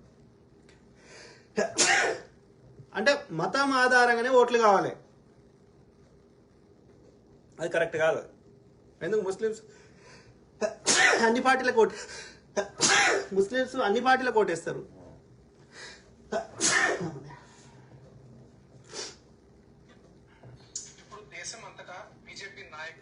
ఇంకోటి ఏంది, కాంగ్రెస్ బీసీలకి ముస్లింలకి ఏదో రిజర్వేషన్ ఇచ్చిందని అబద్ధం చెప్తున్నారు. చూడండి, మతం ఆధారంగా ఇచ్చిందని. మతం ఆధారంగా ఇవ్వలేదు, పేదరికం ఆధారంగా ఇచ్చింది, మతాలకు అతీతంగా అందరికి, అన్ని మతాల వారికి ప్రచారం చేస్తున్నారు. అది తెలంగాణ పేరు చెప్పుకొని దాని వాస్తవాలు ఎంతో చూద్దాం. కాంగ్రెస్ అధికారంలోకి వస్తే ఎస్సీ ఎస్టీ బీసీల రిజర్వేషన్ ని తగ్గించి ఆ రిజర్వేషన్ ముస్లింలకు ఇస్తుందని, ఇది ఇప్పటికే తెలంగాణలో చేస్తోందని, అదే విధంగా దేశం అంతటా కూడా చేస్తుందని బీజేపీ నాయకులు ఇతర రాష్ట్రాల్లో కూడా ప్రచారాలు చేస్తున్నారు. మరి తెలంగాణకు సంబంధించిన వాస్తవాలు ఏమిటో చెప్పే బాధ్యత మన మీద ఉంది. అయితే దానికంటే ముందు కాంగ్రెస్ మేనిఫెస్టోలో చూస్తే ముస్లింల రిజర్వేషన్ అనే మాట ఎక్కడ కూడా వాళ్ళు ఎత్తలేదు. వాస్తవానికి ఓబీసీ ఎస్సీ ఎస్టీల రిజర్వేషన్ శాతాన్ని 50% కంటే ఎక్కువగా పెంచే విధంగా చర్యలు తీసుకుంటామంటారు వాళ్ళు మేనిఫెస్టోలో చెప్పారు. అయితే ముస్లిం రిజర్వేషన్ల మాటకు వస్తే వాస్తవానికి ముస్లింలకి మతపరమైన రిజర్వేషన్ అనేవి లేనే లేవు. అది తెలంగాణలో కానీ అంతకు ముందున్న ఉమ్మడి ఆంధ్రప్రదేశ్ లో కానీ ముస్లిం సమాజంలో కొన్ని వెనకబడిన కులాలకు సంబంధించిన వారికి మాత్రమే బీసీఈ కేటగిరీలో భాగంగా రిజర్వేషన్ కల్పించడం జరిగింది. అది కూడా బీసీ ఏబిసిడి కేటగిరీలకు ఏదైతే రిజర్వేషన్ శాతం ఉందో దాన్ని ఏమాత్రం తగ్గించకుండా అదనంగా బీసీఈ కేటగిరీలో 4% రిజర్వేషన్ అనేది కల్పించడం జరిగింది. అంటే ఇది బీసీ రిజర్వేషన్ గానే దీన్ని చూడాలి కానీ ముస్లింలకి మతపరమైన రిజర్వేషన్ గా మనం చూడకూడదు. వాస్తవానికి ఈ బీసీఈ కేటగిరీలో ఉన్న కులాలు చూస్తే ఇది ముస్లిం సమాజంలో కూడా వాళ్ళ కుల వృత్తి పరంగా చాకలి గాని, మంగలి గాని, వడ్రంగి గాని, కుమ్మరి గాని, దొమ్మరి గాని ఇటువంటి కుల వృత్తులకు సంబంధించిన వాళ్ళు ఈ బీసీఈలో కేటగిరీలో ఉన్నారు. వాస్తవానికి ఇదే కుల వృత్తులకు సంబంధించిన కులాలు హిందువుల్లో అయితే ఎస్సీలు గాని బీసీలుగా గాని ఉన్నారు. అయితే ముస్లిం మతానికి చెందినంత మాత్రాన వాళ్ళకి మాత్రం అవకాశం ఎందుకు ఉండకూడదు అనేది ప్రశ్న. ఇది కేవలము మనం అడుగుతున్న ప్రశ్నే కాదు. ఇది వాస్తవానికి ప్రధానమంత్రి మోడీ కూడా ఏఎన్ఐ ఇంటర్వ్యూలో ఇదే విషయం చెప్పారు. మనం విందాం. क्या वहाँ भी समाज के और वर्गों में जातियां नहीं है, ऊंच नीच नहीं है, वहां पर बैकवर्ड नहीं. जैसे मेरे यहाँ गुजरात में मुस्लिम संप्रदाय में मैं समझता हूँ कि 70 जातियां ऐसी हैं जो ओबीसी है, और मेरे गुजरात में जब मैं था उनको ओबीसी की कैटेगरी में बेनिफिट मिलता था. మరి గుజరాత్ రాష్ట్రంలో కూడా మోడీ ముఖ్యమంత్రిగా ఉన్నప్పుడే ముస్లిం సమాజానికి చెందిన 70 కులాలకు ఓబీసీ రిజర్వేషన్ ఉండేదని ఆయన చెప్తున్నారు. ముస్లింలలో కూడా వెనకబడిన కులాలు ఉన్నాయని కూడా ప్రధానమంత్రి చెప్తున్నారు. మరి ఇప్పుడు ఎందుకు తెలంగాణలో రిజర్వేషన్ల గురించి ఇన్ని అబద్ధాలు చెప్తున్నారు? ఎందుకు తెలంగాణలో ముస్లింల రిజర్వేషన్ తీసేస్తామని వాళ్ళ మేనిఫెస్టోలో చెప్తున్నారు? ఇదంతా ఓట్ల రాజకీయం అని ప్రజలంతా కూడా గ్రహించాలి. ఇన్ని అబద్ధాలు చెప్పే ప్రధానమంత్రి ఇప్పటి వరకు మన భారతదేశంలో లేదు. మరి మళ్ళీ ఇటువంటి ప్రభుత్వం మనకు కావాలా అనేది కూడా ఆలోచించాలి. వాస్తవానికి ఆర్ఎస్ఎస్ రిజర్వేషన్లకే వ్యతిరేకం అయినప్పుడు మండల్ కమిషన్ ద్వారా ఓబీసీ రిజర్వేషన్లు తెస్తామని అప్పటి ప్రభుత్వం చెప్పినప్పుడు బీజేపీ విపరీతంగా నిరసన దానికి వ్యతిరేకంగా తెలిపింది. మరి ఇప్పుడు ఎందుకు ఓబీసీ రిజర్వేషన్ గురించి అంత తాపత్రయం చూపిస్తోంది? ఈ విషయాలన్నీ ప్రజలు గ్రహించాలి. గ్రహించి దాని ప్రకారము ఓటేయాలి. సో ఓటు అనేది ఎలక్షన్స్ వచ్చినప్పుడు వేస్తారు కానీ వాస్తవాలు అయితే మనకు తెలియాలి. ఆ బ్రెయిన్ వాష్ నుంచి ప్రజలను కాపాడుకోవాలి. ఓకే, ఇంకేనా నేను దాదాపు చాలా చూపెట్టినట్టుగా రేవంత్ రెడ్డి గారు అనని మాటల్ని అన్నట్టుగా దుష్ప్రచారం. ఓకే, తర్వాత చూపెట్టిన. సో అట్లనే పొద్దుగా లేస్తే గాంధీ కుటుంబం మీద అబద్ధాల ప్రచారం. సో ముస్లిమ్స్ मीर उस्मान अली भारतीय इतिहास में सबसे ज्यादा दान देने वाले शख्स हैं. साल 1962 में भारत चीन युद्ध के वक्त मीर उस्मान ने भारत की सरकार को 5 टन सोना दिया था. సో అదే అప్పుడు ఎన్నో మంచి పనులు చేసిండు, ఎన్నో గుళ్ళలకు దానాలు చేసిండు, అట్లనే భారతదేశానికి ఎంతో బంగారం దానం చేసిండు, అట్లా ఎన్నో మంచి పనులు చేసిండు, ఎన్నో విద్యాలయాలు నిర్మించిండు, మన దక్షిణ భారతదేశంలో మొదటి రైల్వే లైన్, అట్లా ఎన్నో చేసిండు. ముస్లిం రాజులు చాలా మంచి చేసిన రాజులు ఉన్నారు. అందులో మీర్ ఉస్మాన్ అలీ ఖాన్ గారు చాలా గొప్ప రాజు. ఓకే, సో ఇవాళ ఉస్మాన్ యూనివర్సిటీ కట్టింది ఆయన, హిమాయత్ సాగర్, ఉస్మాన్ సాగర్, అట్లా అనేకం కట్టిండు. ఇవాళ మనం వాడుకుంటున్న assembly. So we should appreciate high court.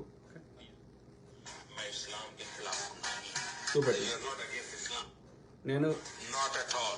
और कोई भी अगर कोई हिंदू इस्लाम के खिलाफ है तो वो हिंदू नहीं है, क्योंकि हिंदू ने ये सिखाया है सर्वधर्म बराबर है. क्या बात है सर, क्या बात है सर, क्या बात, ये बात है. చెప్పే మాటలకి చేతనలకి పొంతన ఉండదు ఈ అంధభక్తులకి. సో బీజేపీని పెంచి పోషించింది పాకిస్తాన్ మాజీ ప్రధాని జిన్నా మనవడి పేరు నుస్లీ వాడియా బీజేపీకి చందా ఇచ్చాడు. Nusli Wadia, Jinnah's grandson, is, he was one of the original people who donated and was one of the major kind of financial supporters of the Jansangh and the BJP till 2004. Is the single biggest funder, or not the single biggest, but the biggest funder of the BJP from roughly the early 70s to all the way till 98. Because once the BJP is in the cusp of power, then all the corporates are running, right, to them. That makes Nusli Wadia even more remarkable. He also supported them during the emergency. Nusli Wadia is, one of the richest families in India and the grandson of Muhammad Ali Jinnah. అర్థమైందా? So Indira Gandhi ఎమర్జెన్సీకి ప్రధాన కారణం నా విశ్లేషించిన కాడికి ఆమె అనేకమైనటువంటి ఒక ferocious చట్టాలు తెచ్చింది. దానికి తేవడం వల్ల బ్యాంకులు జాతీయకరణం చేయడం, ఇట్లాంటి రాజులకు ఇచ్చే భరణాన్ని రద్దు చేయడం, ఇట్లాంటి అన్ని చేయడం వల్ల ఈ ధనవంతులకి ఏం చేయాలో అర్థమైతలేదు. ఆమెను ఎట్లయినా దింపాలి, లేకపోతే ఇంకేం చట్టాలు తెస్తుందని భయపడి ఇట్లా లేని కృత్రిమమైనటువంటి ఈ యొక్క ఫేక్ ఎమర్జెన్సీ టైప్ క్రియేట్ చేసినప్పుడు విధి లేని పరిస్థితులలో ఆమె ఇది కంట్రోల్ చేయడానికి చేయాల్సి వచ్చింది. అర్థమైందా? ఎందుకంటే అప్పుడు భూములు వంచింది, గరీబీ పేదరిక నిర్మూలన కోసం అనేక చర్యలు తీసుకున్నది. ఓకే, సో బోల్డ్ స్టెప్స్ తీసుకున్న వారికి ఈ ధనవంతుల యొక్క కూసాలు కదిలినాయి అన్నట్టు, బీజేపీకి మద్దతు ఇచ్చేటువంటి దోపిడీదారుల కూసాలు. అందుకని సో దేశాన్ని అల్లకల్లోలం చేసే ప్రయత్నం చేస్తే దాన్ని ఆపడానికి, దేశాన్ని కాపాడడానికి ఎమర్జెన్సీ విధించింది. ఓకే, ఎవరైనా చర్చకు రండి ఎమర్జెన్సీని ఎందుకు విధించింది అనే విషయంలో. ఎమర్జెన్సీ టైంలో మెజారిటీ సామాన్యులు చాలా సంతోషంగా బతికారు, అన్యాయం చేసే గాడి కొడుకులు తప్ప. ఈ రోజు ఎవరికి భయపడేది లేదండి. ఎవడో వచ్చి నేర్పిస్తున్నాడు మాకు దేశ ప్రేమ ఫలానా ఫలానా. ఒక మాట వినండి, చివరి మాట. ఈ రోజు సమాజంలో ఒక పరిస్థితి, ఎవ్వరికి భయపడేది లేదు.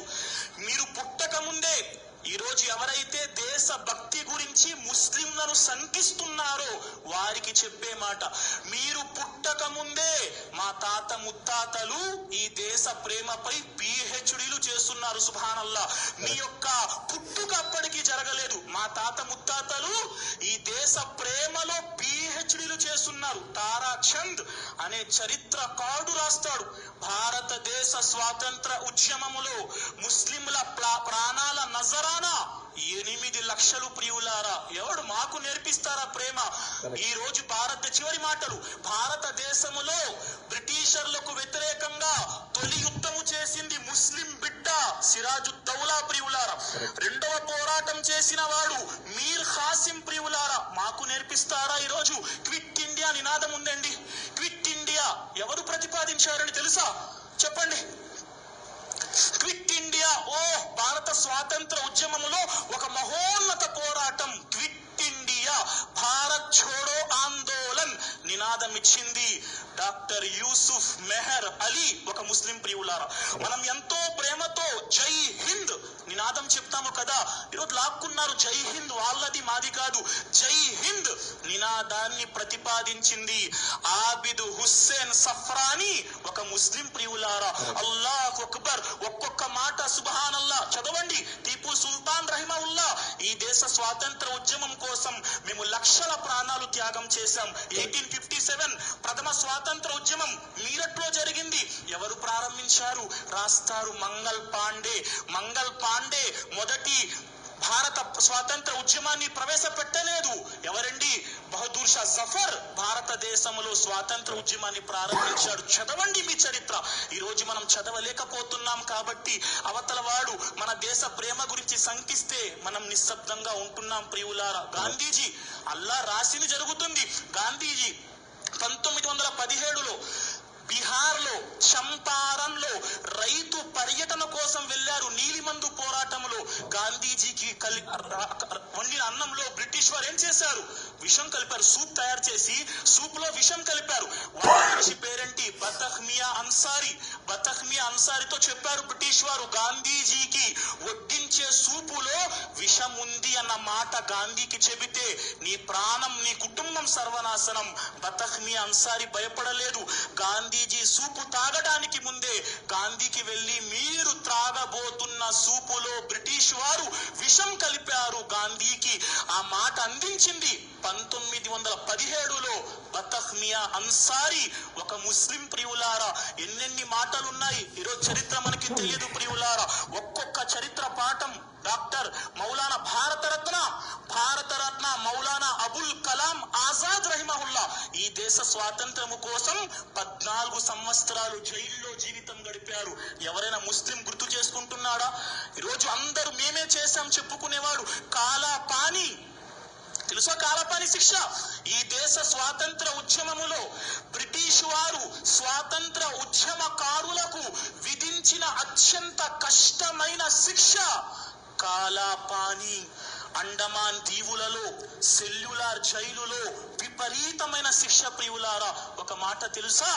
ఈ దేశ స్వాతంత్ర ఉద్యమములో కాలాపాని శిక్షను పొందిన ప్రతి 100 మందిలో 95 మంది ముస్లింలు. ప్రియులారా, మాకు నేర్పుతారా ఈ దేశ ప్రేమ గురించి? సుబ్హానల్లా.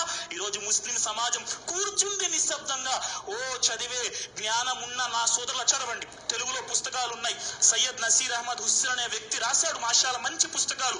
భారతదేశ స్వాతంత్ర ఉద్యమంలో ముస్లింల పోరాటం వస్తుంది. స్వాతంత్ర ఉద్యమం ప్రపంచానికి తెలియజేయాలి. మనం ఏమీ తెలియకుండా నిశ్శబ్దంగా కూర్చుంటే మురిగేవాడు మురుగుతూ ఉంటాడు. వాడికి మనం విడిచిపెట్టేస్తాం.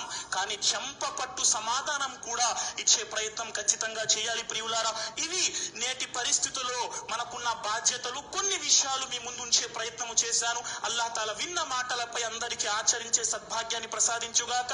ఆచరిస్తూ సత్యాన్ని ప్రపంచానికి తెలియజేసే భాగ్యాన్ని అల్లాహ్ మనందరికీ ప్రసాదించుగాక. ఆమీన్ యా రబ్బల్ ఆలమీన్. వస్సలాము అలైకుం వరహ్మతుల్లాహి వబరకాతుహ్.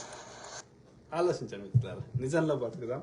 ఓకే, సత్యమేవ జయతే. సత్యమే ఎల్లకాలం ఉండాలి. బీజేపీ ఫేక్ నాశనం కావాలి. ఫేక్ బీజేపీ అనే ఫేక్ పార్టీ వాళ్ళ ఫేక్ అబద్ధాలు నాశనం కావాలి. ఓకే, సో దాదాపు ఫాస్ట్ పెడతా.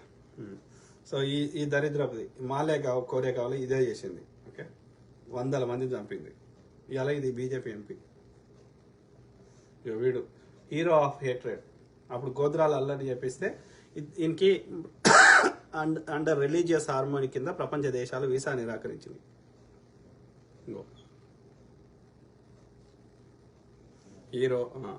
Hero of hatred, master of divider, అగని of Gujarat, riding the hate wave. చూసారా, ఇంకో ఇదే దీని పేరే ప్రజ్ఞా ఠాకూర్, బాపనది మధ్యప్రదేశ్కి. ఇదే ఇట్లా చేయించేది దాంట్లో. సో అదే మిత్రులారా దాదాపు చూపెట్టిన. సో కాబట్టి ఈ నఫరత్ని, ఈ విద్వేషాలని, ఈ ఫేక్లని, గాంధీ ఎప్పుడో చచ్చిపోయిన దేశానికి సేవ చేసిన వాళ్ళ దేశ సర్వస్వం దేశానికి అర్పించిన గాంధీ కుటుంబం మీద వాళ్ళ నెహ్రూ గారు ఆయన జీవితం మొత్తాన్ని అర్పించారు. వాళ్ళు ఎంతో వాళ్ళ మోతీలాల్ నెహ్రూ గారు సంపాదించిన దేశ సంపద అంతా దేశానికి ఖర్చు పెట్టారు. ఇందిరాగాంధీ గారు తన జీవితాన్ని అర్పించారు. అట్లనే ఆమె 32 తూటాలు ఆమె యొక్క శరీరంలో పోయినాయి. సో రాజీవ్ గాంధీ గారు 1000 ముక్కలు అయిపోయారు. సో అట్లా తమ సర్వస్వాన్ని దేశానికి నిరంతరం అర్పిస్తూ దేశానికి సేవ చేస్తూ దేశాన్ని అలా ఈ స్థితిలోకి వచ్చేటట్టు చేసింది. తినడానికి తిండి లేని 47లో తినడానికి తిండి లేని అంటు రోగాలతో కూడినటువంటి దేశాన్ని ఇవాళ 2014 వరకు ఒక స్థాయికి తీసుకొని వస్తే ఆ చేసిన అభివృద్ధిని అంతా అమ్ముకుంటా దోసుకుంటా మళ్ళీ ఇవాళ కాంగ్రెస్ తిడుతున్నాడు. సో కాబట్టి ఈ చెత్తను ఆపాలే. కాంగ్రెస్ మీద విద్వేషాలు కానీ 10% లేని ముస్లింల మీద విద్వేషాలు కానీ ఈ దరిద్రం ఆపేసి డే టు డే ప్రజా సమస్యల మీద చర్చ ఉండాలి అంటే ఈ బీజేపీ చెత్త బ్రెయిన్ వాష్ సిస్టమ్ని మాఫియా, ఈ వాట్సాప్ మాఫియాని మొత్తానికి ఎవరు నమ్మకుండా చేయగలగాలి. అంటే వాళ్ళు బీజేపీ పెయిడ్ ఐటీ సెల్ వాళ్ళు చేస్తున్నారు కదా. సో దానికి విరుగుడుగా మనందరం ఒక సామాన్యులము వాడు విద్వేషాలు అనే దుష్ప్రచారం నింపుతున్నాడు, అబద్ధాలు చెప్తున్నాడు. కాబట్టి మనము నిజం అనే విరుగుడు వేద్దాం. సో వేసి ప్రజల్ని బ్రెయిన్ వాష్ కాకుండా కాపాడుకుందాం, ముఖ్యంగా యువతని. సో అది నిరంతర ప్రక్రియ. సో ఎన్నికలు వచ్చినప్పుడు ఎన్నికలు వస్తాయి పోతాయి కానీ సో మనం ఈ యొక్క ఏమంటారు ఈ వాట్సాప్ మాఫియా దుష్ప్రచారం ఆపే ప్రయత్నం చేస్తున్నా. సో అట్లనే ఐ కీప్ టాకింగ్, మాట్లాడుతూనే ఉంటా. ప్రతి అంశం మీద అవగాహన చేయడానికి నా వంతు నేను కృషి చేస్తా. సో గాడ్ బ్లెస్ ఆల్, సర్వే జన సుఖినో భవంతు. God bless all, take care, good night, bye. So ఏమైనా కామెంట్స్ ఉన్నాయా? సో పెద్ద కామెంట్స్ ఏం లేవు, చూస్తున్నారు. సో ఐ కీప్ టాకింగ్, మాట్లాడుతూనే ఉంటా. Take care, good night, bye.